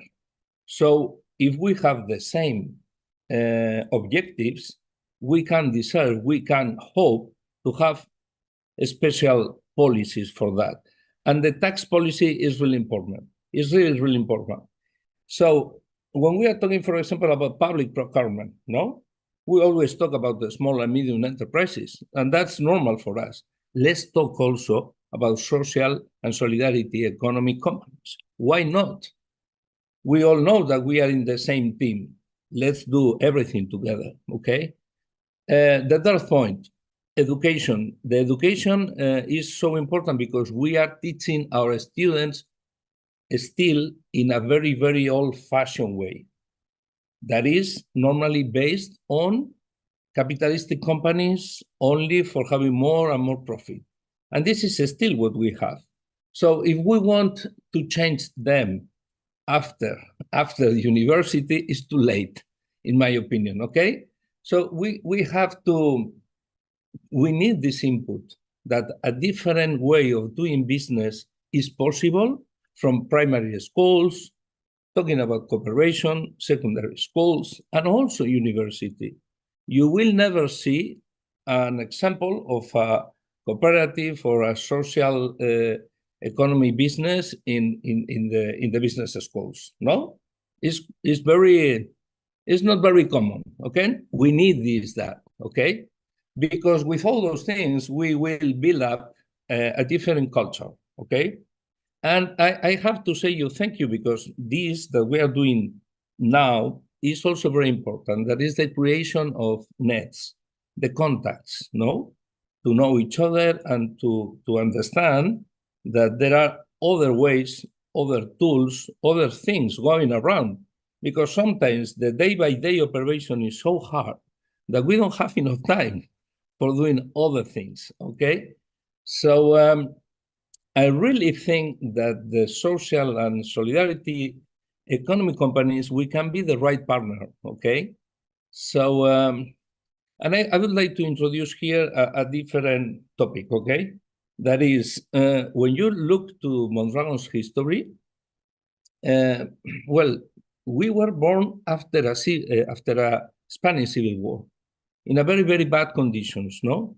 So now when we are talking about, well, so many difficult situation in Ukraine, in Gaza, in so many other parts of our world. Well, I strongly believe that cooperatives build a better world, okay? So if we want to have better conditions in different parts of the world, especially after conflicts, I think that we really need to approach to the rebuilding process of those countries or areas or communities, taking into account the social and solidarity economy base, okay? This is really important, okay?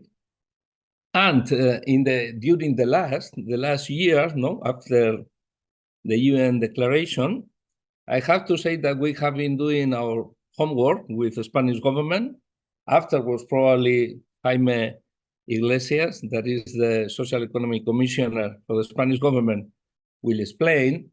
But we have launched an initiative about social economy. That is a social economy hub, okay? That is more or less try to repeat the successful experiences that we already have, okay? Because for years in Mondragon, we have been answering to this question. Do you think that we can repeat? And we used to answer, well, that's inspiring. No, that is not inspiring. We need, the question is, why not? The world deserves more Mondragons, more cooperatives, more Desjardins, more positive experiences. And we really think that we have to face the fact of how to do this. And this is scaling up. We need more cooperatives. We need bigger cooperatives as well. So we will try to do that. Thank you very much.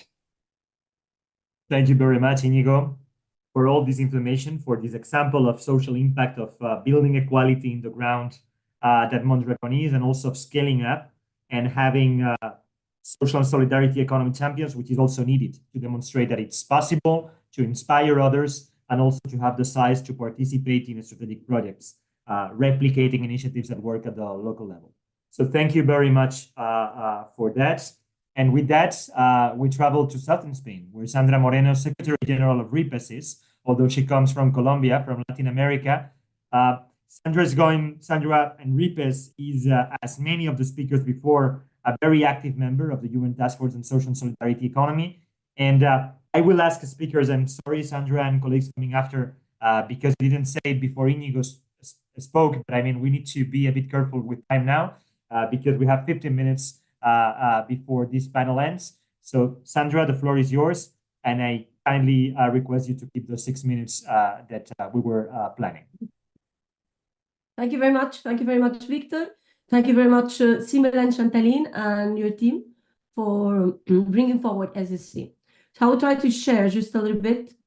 Let me see. It's okay, no? Yes, it works. Okay, thank you very much. So as you know, we approached to 2030, and the world is still facing a systemic crisis, and the SDGs and the just transitions are seriously threatened. We've been working in RIPES at intercontinental levels for more than 25 years on emancipatory proposals that puts people back at the center of economic policies, building on the long legacy of Black, Indigenous, migrant, peasant, feminist, and working class initiatives that have created solidarity economies for survival. Today, let me highlight several successes on just transitions, care and youth, informal economy, and financing for development.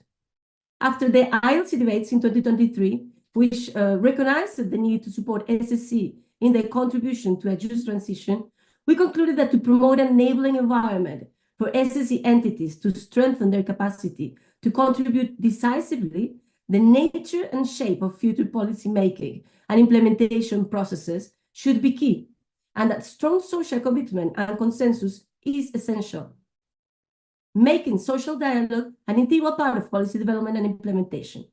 The ever-growing global food insecurity, rising inequalities, and the triple planetary crisis of climate change, biodiversity loss, and pollution are stark reminders that maintaining the status quo is no longer viable. The implementation of complementary policies on just transitions to achieve agroecology and food sovereignty, as expressed in the report we are presenting today, using existing UN instruments such as UNDROP and UNDRIP, can provide a human rights framework from which the SSC becomes much more relevant. RIPES and its member urgency has been part of the negotiations, for example, on the Committee on Food Security's policy on reducing inequalities, and have succeeded in having an entire paragraph dedicated to SSC. It is the first time that a policy document of the UN Committee on Food Security mentions SSC as a solution to food insecurity and to end inequalities. The plenary vote on this document will be the next week on 23rd October. SSC fosters as well local economies, reducing dependency on global supply chains. This promotes sustainable territorial development and strengthens community resilience.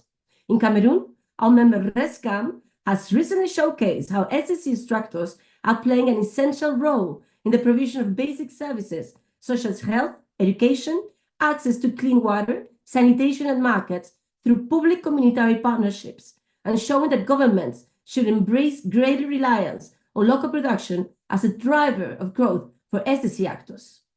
Let me share 2 instances from our Asian RIPES member network, ASEC, that has developed a roadmap with strategic actions to establish an ASEAN SSE for SDGs multi-stakeholder working group composed of member organizations in ASEAN countries and like-minded partners of the Asian continental level, such as International Cooperative Alliance, Asia Pacific, HomeNet Southeast Asia, Warfare Trade, and the ASEAN Parliamentary Forum. The SSE platform on cooperativism developed by our members in Thailand establishes digital platforms that are owned and managed by COOP members in line with a broader push for democratic governance and share ownership in the digital economy. RIPES also participated at the ILC Decent Work and the Care Economy General Discussion in June 2024, where we brought our main demands on how to ensure that the SSE plays a crucial role in the development of care economies for both users and providers of care services, particularly vulnerable groups, including workers in the informal economy, migrants, and racialized communities, many of whom are women. The Youth Care Project, developed by RIPES Europe, is strengthening the active citizenship and engagement of the next generation of global caretakers by supporting young people in building a common strategy for a better future. Many SSE organizations prioritize women's empowerment, offering leadership opportunities and equitable pay, like ASEPA South India Women self-help groups in the promotion of livelihoods, finance, social security, and participation in decision-making bodies for women in unorganized sectors. The debate on how to reverse informal employment as a global trend identifies most of the times informality as a result of the lack of productivity. SSE recognizes that cooperative or communal work is essential to achieve what is impossible to achieve individually, which suggests the need to coordination and creation of collective entities capable of developing processes of democratic governance over resources, means of production, or the organization of work itself. To bridge this gap, RIPES Latin American, Caribbean, WSM, and WIGO are currently developing an educational agenda with 8 universities and institutions on popular and social solidarity economy, showing that SSE is also accompanied by operating logics other than profit and accumulation, where the flows of solidarity that derive from family ties, territorial belonging, class status, ethnic or religious affiliation, or the activity itself are a powerful platform for collective action. Finally, SSE contributes to addressing nearly all the cross-cutting issues identified in the Financing for Development Addis Ababa Action Agenda, thus should be recognized inside the Global Financing Framework documents for the next FFD agenda in 2025. We recommend that domestic and international private business and finance actions support the development of social and solidarity financing mechanisms, such as ethical banking, financial cooperatives, community development banks, community-based savings schemes as alternative to conventional private finance. We recommend as well that the international development cooperation actions, the multilateral development banks, and other international development financial institutions should, in collaboration with the task force, implement operational paragraph number 3 on the role in financing the SSE. For finishing, despite its potential, SSE faces numerous challenges like limited access to funding, policy barriers, and lack of recognition. To overcome these obstacles, we need policy support, where governments should create enabling environments that recognize and support SSE, such as favorable taxation policies and access to public procurement.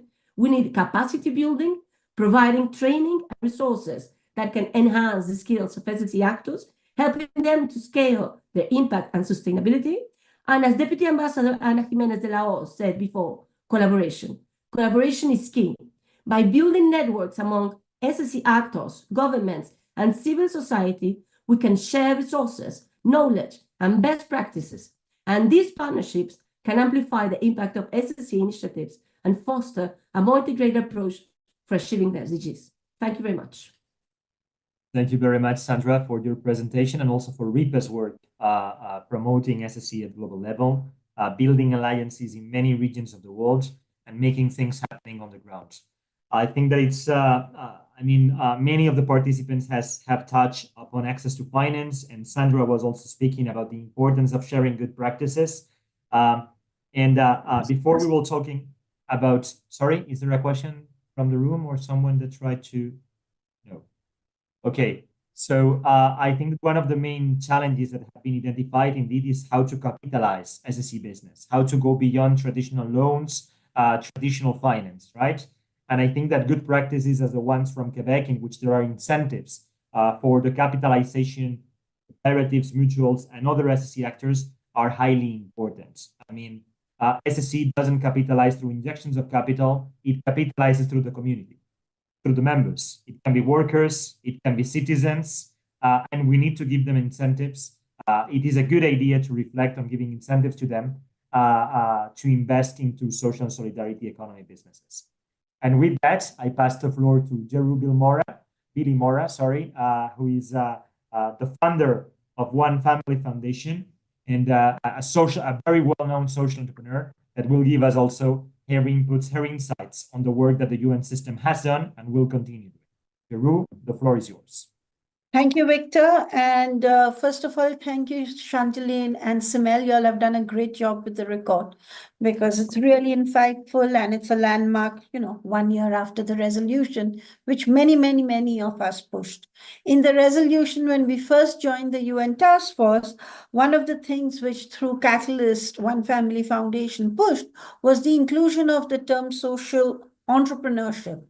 And I think that is really important to recognize. A lot of people have talked about how cooperatives, and they are fantastic. They've been the backbone of society for a very long time, as have been an emerging trend of social entrepreneurs.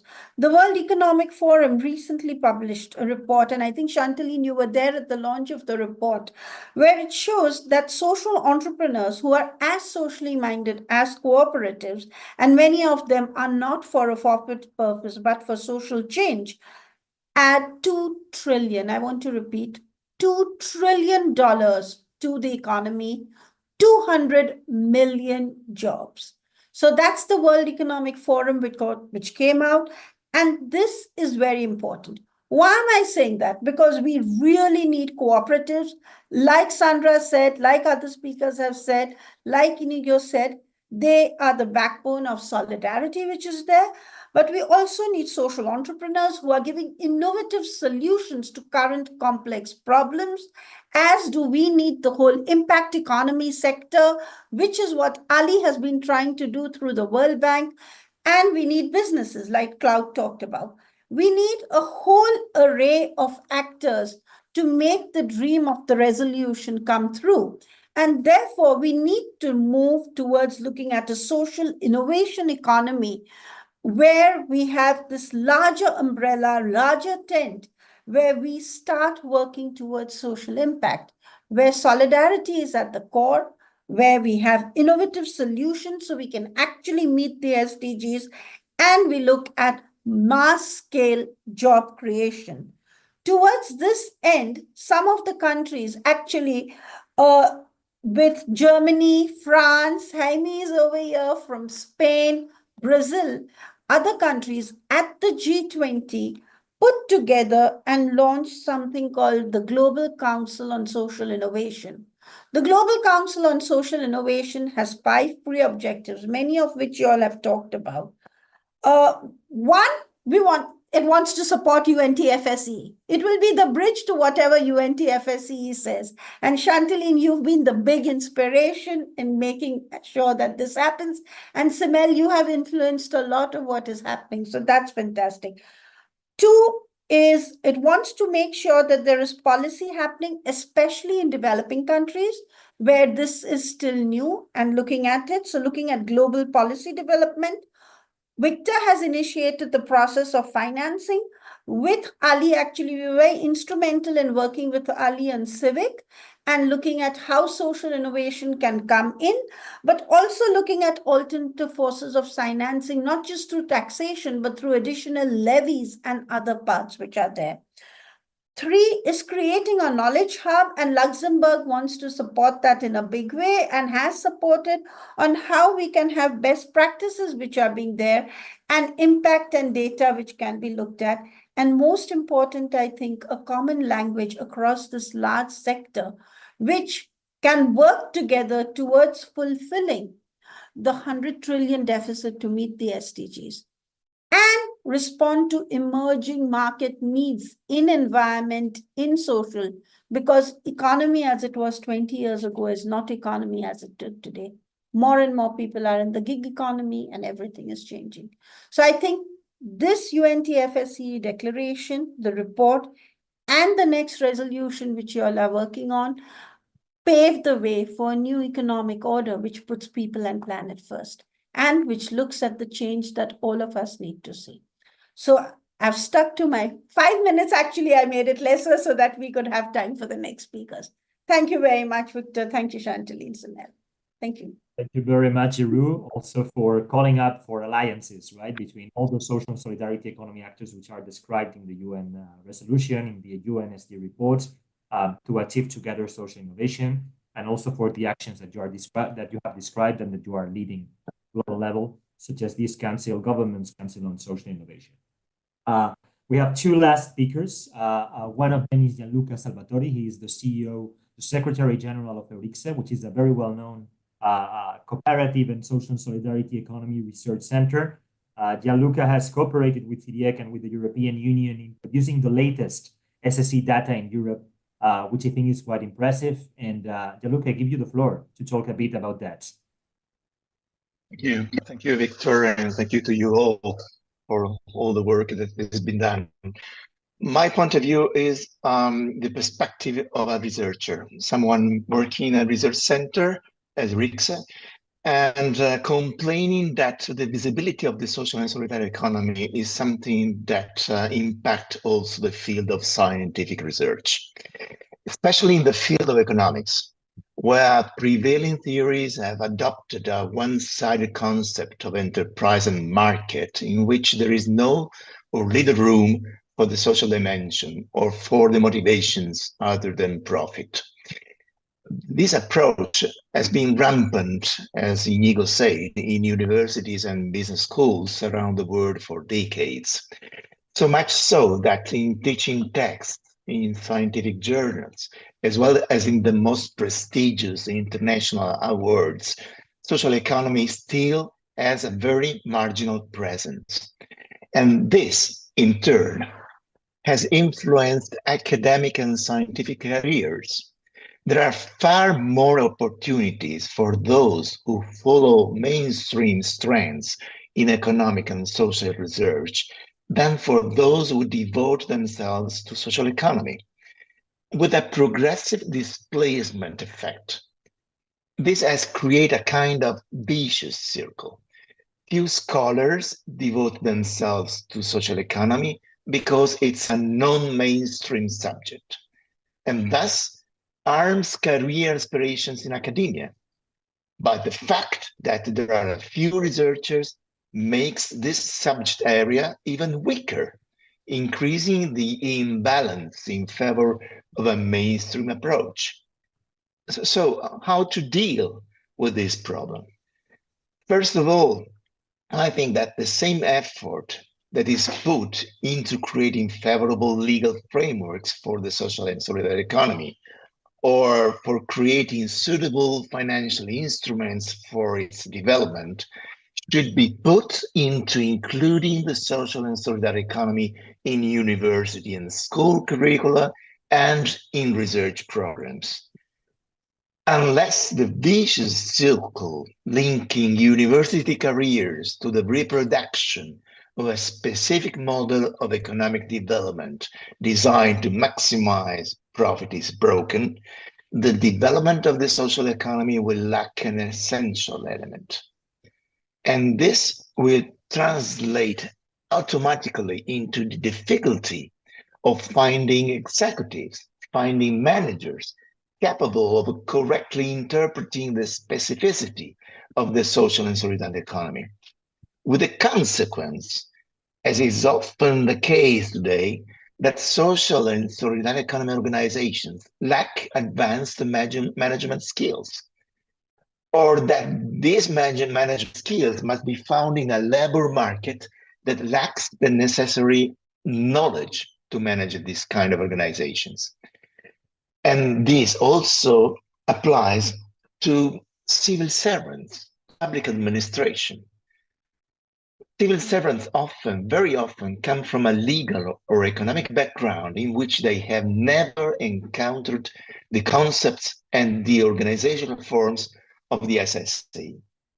Consequently, they do not have the tools to consider in their work the characteristics that make the SSE organization different from both a traditional enterprise and a public body. They are accustomed to a world that is represented only in a binary terms, with the state on one side and the market on the other side. And so they find it hard to conceive of entities that are neither. And this is reflected in problems with the application of regulations, even where, in theory, there is legislation favorable to the social and solidarity economy. To me, this makes very clear that working towards legislation that supports the growth of the social economy is only half the job, because it also takes experienced and well-trained officials to actually implement the laws. So, concluding, from this point of view, the United Nations system could set an effective example if it were the first to start training its officials in a non-superficial knowledge of the social and solidarity economy. And by extension, UN could promote the dissemination of this training at the local and national level by promoting social economy literacy programs and encouraging networking between universities and research centers, in a way following the example of what has been done to spread awareness on sustainability in the context of the 2030 agenda. In addition, when choosing the economists it uses for its projects, the UN and its agencies could also take care to include scholars with expertise in social economy.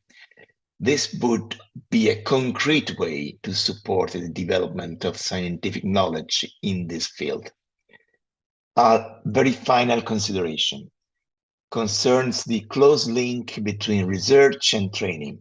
If one wants quality training on social economy, this must be fueled by quality research.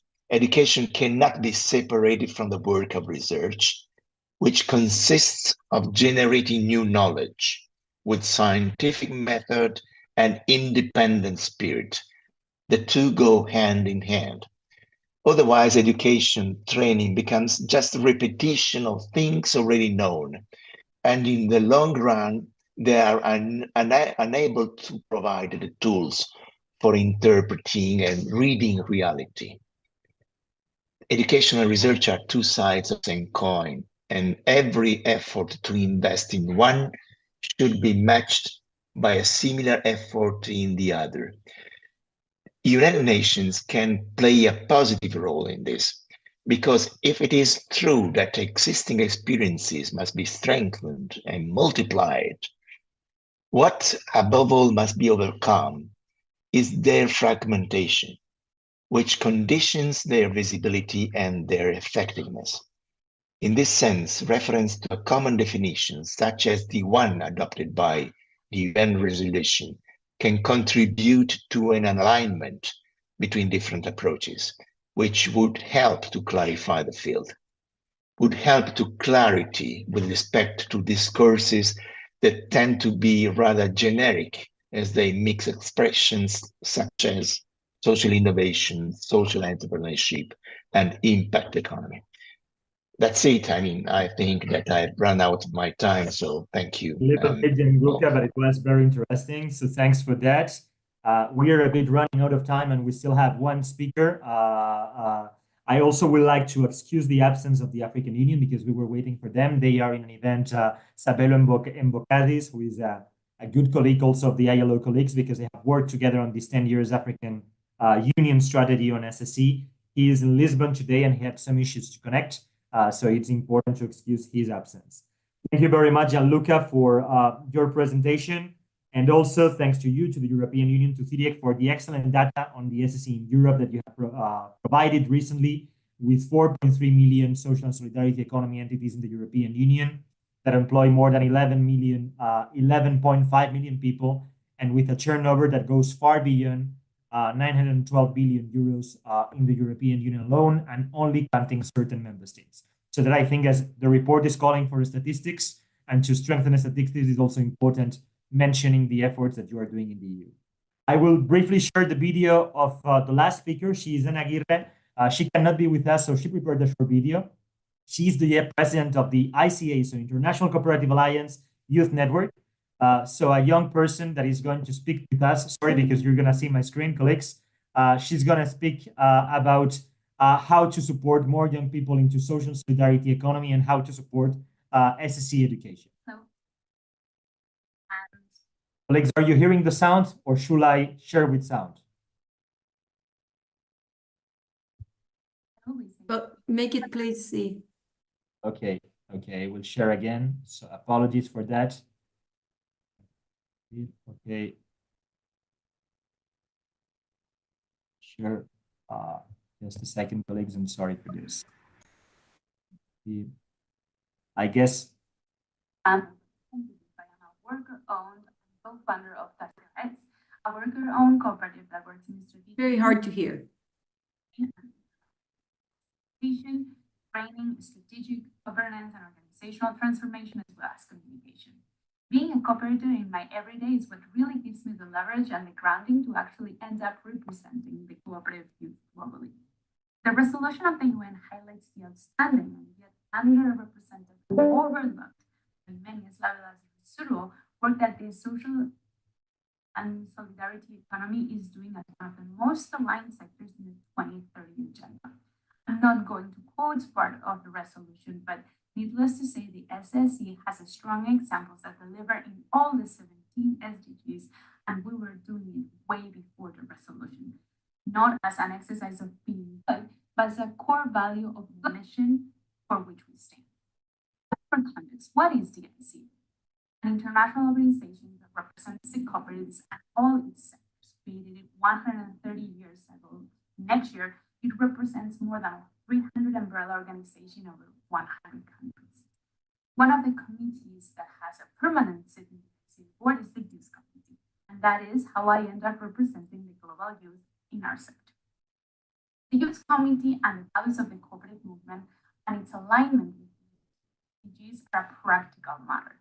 In 2022, we approved an action plan for my 4-year tenure that was based on the following. First of all, youth visibility, reaching out both within the movement for young people working in cooperative companies and structures, as for cooperative entrepreneurs choosing the cooperative model as their structure for entrepreneurial venues, as well as for our youth that may not know the cooperative yet, but would be interested in aligning choosing it for their future ventures. Then belonging. Reinforcing the collective identity transcends individual cooperatives to become one global cooperative movement. This opens young people's eyes to impact and extension of the cooperative movement and fosters the understanding that together we do more and we do better. And also representativity. And I say this very clearly. There is no sector where youth is represented enough. But having a youth representative in some tables is a great start. In this center, we wanted to reinforce the value of youth voices in decision-making spaces, growing beyond representation for youth, and into incorporating representatives of different sectors or regions that happen to be young. The 3 trends that we highlighted back in 2022 were education and training, cooperative entrepreneurship, and IT and technology, and we have certainly stayed on point. We have been active in the development of spaces services that ensure skill development and youth connection, launching the Youth Leadership Exchange Program, where small groups of international youth come together to highlight cooperative regions for inspiration. We had one in the Basque Country and in Spain, then another one in the US at the same time as the Impact Conference the year before this one, and one coming up in India right after the Cooperative Congress in Delhi. In the digital scenario, we have contributed to participating in Patio.coop, the network of tech developer cooperatives that gathers more than 1,500 cooperators from more than 25 countries. They lead both at the ICA and FACTIC. It's an example of Principle 6, that is cooperating among cooperatives, but it also looks, if we look at the SDGs, SDG 17, the alliances. So it's alignment at its best. In our end, we also wanted to highlight the power of education and cooperative entrepreneurship with global examples like Leadership, Entrepreneurship, and Innovation International, a European undergrad official program in which students learn that social and solidarity economy by actually creating their companies and together, co-ownership and democratic decision-making. They work for 4 years making progress happening around the world. Numbers speak for themselves, as all of you know. So 97% of our graduates are employed and 56% create their own company after graduation, most of them with a clear, socially conscious twist. As we see cooperatives certainly build a better world and have been doing it for decades. So let's use this upcoming 2025 International Year of Cooperatives of the UN alongside the resolution by the platforms to launch this and give more visibility to the value and reach of the movement that is not only aligned, but also reads the 2030 agenda. Okay, so thank you very much, Farana. We are indeed late, so I will immediately give the floor. Sorry, apologies, guys, because my YouTube is going on. There we go. Now it's closed. Sorry for that. We will give the floor now to the 3 people that will be closing these events. I will give the floor in the first place to Jaime Iglesias, who is a good colleague, Special Commissioner for Social and Solidarity Economy of the Spanish government. Jaime, the floor is yours. Thank you, Victor. Dear colleagues of the Social and Solidarity Economy, dear colleagues in New York, Chantal and Simel, it's a pleasure for me to share this forum with you and to confirm actually that the social economy is more alive than ever. Just 18 months ago, we achieved an important milestone, which was the approval of the first General Assembly resolution on the matter. And since then, we have seen a number of further and additional achievements. These include actually the approval by the African Union of a 10-year strategy or the adoption by the Council of the European Union of its first ever recommendation on social economy that we analyze here today. Last but not least, we have also succeeded in launching the Ibero-American Network for the Promotion of Social and Solidarity Economy, BRIFES, under the great leadership of our Mexican colleagues. We have also seen today that the UN Inter-Agency Taskforce is been working extremely hard, and we are all following with great interest the working group on finance access led by UNTAD and the efforts to improve the statistics led by ILO. In Spain, as Inigo announced, our Council of Ministers recently approved the creation of a global hub for the social economy in the city of San Sebastián. This center will open its doors in the coming months and aspires to become actually a global reference for the social economy.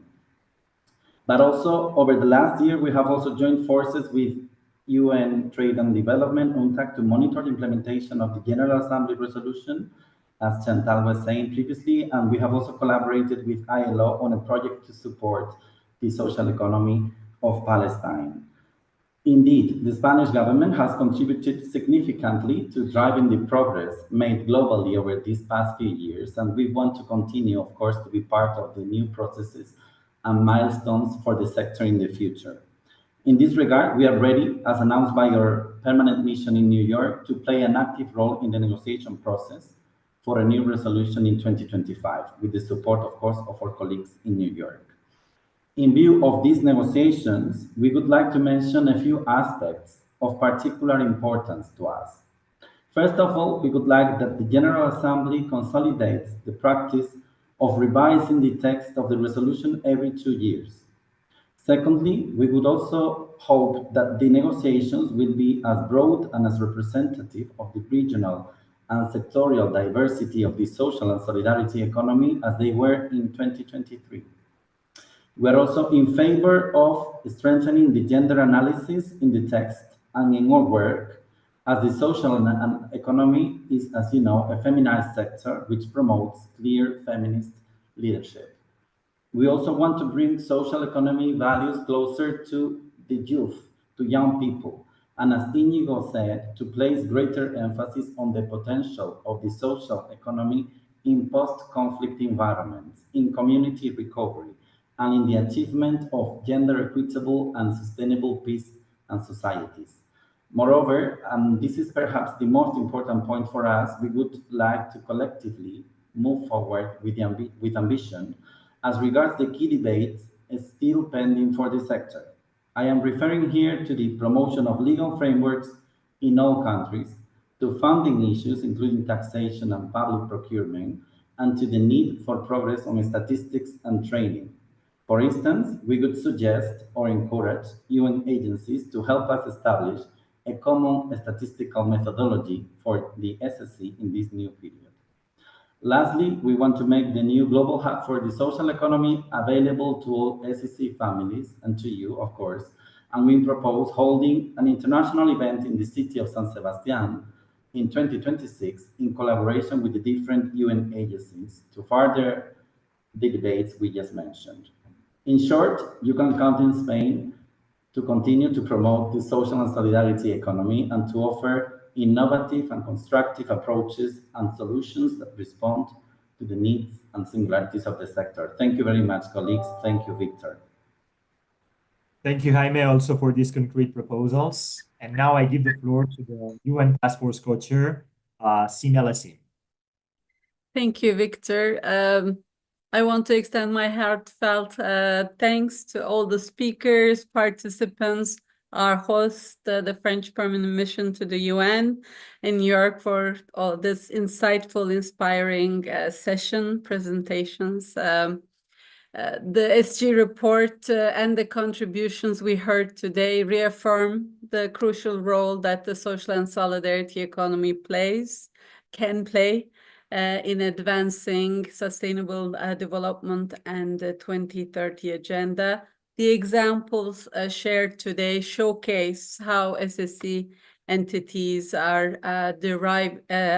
driving innovation for just transition, inclusive, resilient development, including in crisis contexts. We also hear there's a lot more to be done from all these interventions, critical challenges. These were also captured in the report and will most likely be reflected in the upcoming resolution that our member states will be working on around greater policy coherence, strengthened research and education, connecting those two, as Gianluca said, improved access to financial and non-financial support services, and better statistics and statistical frameworks. This is exactly the kind of work we are embarking upon, Jaime. So looking forward, the UN Task Force Strategic Action Plan sets out a clear path for addressing these challenges. As co-chair of the task force at the ILO, we will continue to take the lead in promoting policy coherence and enhancing SSE statistics, and working with the governments, social partners, SSE networks, UN and the multilateral organizations, development partners. We aim to establish the necessary policy and statistical frameworks. And along with the capacity building at all levels, we will also serve as the global knowledge center for the SSE Decent Work and Sustainable Development Nexus. Strong partnerships are at the heart of everything we do. It came out very loud and clear from today's also interventions that working together is key, while also each of us being fully cognizant of our comparative advantages, our institutional mandates, and coming to the table with that. The technical working groups and the collaborations we establish will be critical to implementing the resolutions, the UN resolutions, I'm saying in plural on the SSE. There will be a progress report from the UNSG every 2 years. Each will be highlighting differently how the SSE can be a building block for the new development agenda. Integrating the SSE values and principles of solidarity and mutualism and inclusion. These came out strongly in the pact also for Pact for the Future a report. And as we move forward, I encourage all of us to deepen our collaboration to promoting the SSE, recognizing each other's comparative strengths. And together, let's unlock the potential of the SSE, ensuring that its values and principles are at the core of the development strategies. Thank you again for your participation. And let's continue to work together to build a future where no one is left behind. Over to you, Chantaline. Thank you, Simel, and thank you to you for being such a great collegiate partner in this endeavor. Thank you to the co-facilitators. We wish you from Spain, Chile, and Senegal, we wish you great luck in the resolution. And we do hope that, Jaime, as you mentioned, you will succeed in consolidating that this report is produced every 2 years. And we want to thank France for hosting the meeting, of course, and deep-felt thank you to Margit and Sabelo, Ali, Youngsik, Inigo, Sandra, Claude, Giroux, Gianluca, and Anna, and of course, Victor and the whole team that has been working on organizing this. And thanks to all of you who've traveled the world. You've reminded us how much the SSE needs us just as much as we need the SSE. And more than anything else, we need to pool our strength, as Simel and Jaime said, and several others, to achieve these SDGs and ensure that no one is left behind. And I may be reassured that you won't have a hard time attracting people to San Sebastian for the Global Hub meeting in 2026. I'm pretty sure that won't be an issue. But also, you talk about gender and youth, and I think one of the underestimated value of SSE is the stacking of gender and green. And so, for instance, the one stat that Giroux didn't mention is that 50% of those social enterprises are actually led by women. That's compared to only 1 in 5 for the traditional enterprises. So if we invest in women green enterprises, we're having a double whammy in terms of advancing the SDGs. And this is, let me read, Simel mentioned the Pact for the Future that was adopted 2 weeks ago at the GA. And Action 2.1b talks about taking concrete action to prevent people from falling back into poverty, including by establishing well-designed, sustainable, efficient social protection system for all that are responsive to shock. Action 4.1g, implement effective economic, social, and environmental policies and ensure good governance and transparent institutions to advance sustainable development. And just to name a few, Article 34.1a, scale up investment from all sources and essential services for young people and ensure that their specific needs and priorities are integrated in national, regional, and international development. We could have easily use SSE to do this because that's exactly the essential role that cooperative, association, mutual societies, foundations, social enterprise, self-help group, and other entities are operating in accordance with values and principles consistent with care for people and planet, equality, fairness, interdependence, self-governance, transparency, and accountability, and the attainment of decent work and livelihood are about. We understand that there's still a long way to go before SSE is fully recognized by all, as Gianluca mentioned, as a lever for implementing the SDG, particularly in the poorest countries, those most affected by the crisis and for whom anchoring the SDG is vital. This is just the beginning, and we let's allow ourselves to dream a little. As Giroux said, SSE is a great dream if we want a dream. So let me just reflect perhaps in closing on what we could hope to see achieved during those next 2 years. given the successful negotiation that you will have. Perhaps we could dream that in the FFD outcome, there will be some language about financing the SSE entities to advance actually all of the above in the future, the Pact for the Future. We could also dream that the Climate and Biodiversity Cup, where we will have dedicated session on SSE, will become more aware of the importance of SSE entities in the just transition and sustainable use of biodiversity and creation of sustainable livelihood. Also the creation of new regional network. We saw the Ibero-American one, but there's also others that could be created to cover the whole planet. And on SSE to be more present in the concern of young people in the new technology sector, something I may mention. So this is what we are going to be dreaming about, but we're more than about dreaming, we're about acting, and we will keep raising awareness on these issues among multilateral, bilateral development banks. We hope that you're going to be with us and help us, including Ali. And I can't finish without thanking the whole team, Raymond, Victor, Lola, Matti, and Mansour for the organization of this meeting, Sasha and Xavier and others, but also Lola and Mansour for their great contribution to the Secretary General report. So with this, I just want to say thank you, thank you, thank you, and let's have social and solidarity economy be a greater part so that we can all be better. Thank you.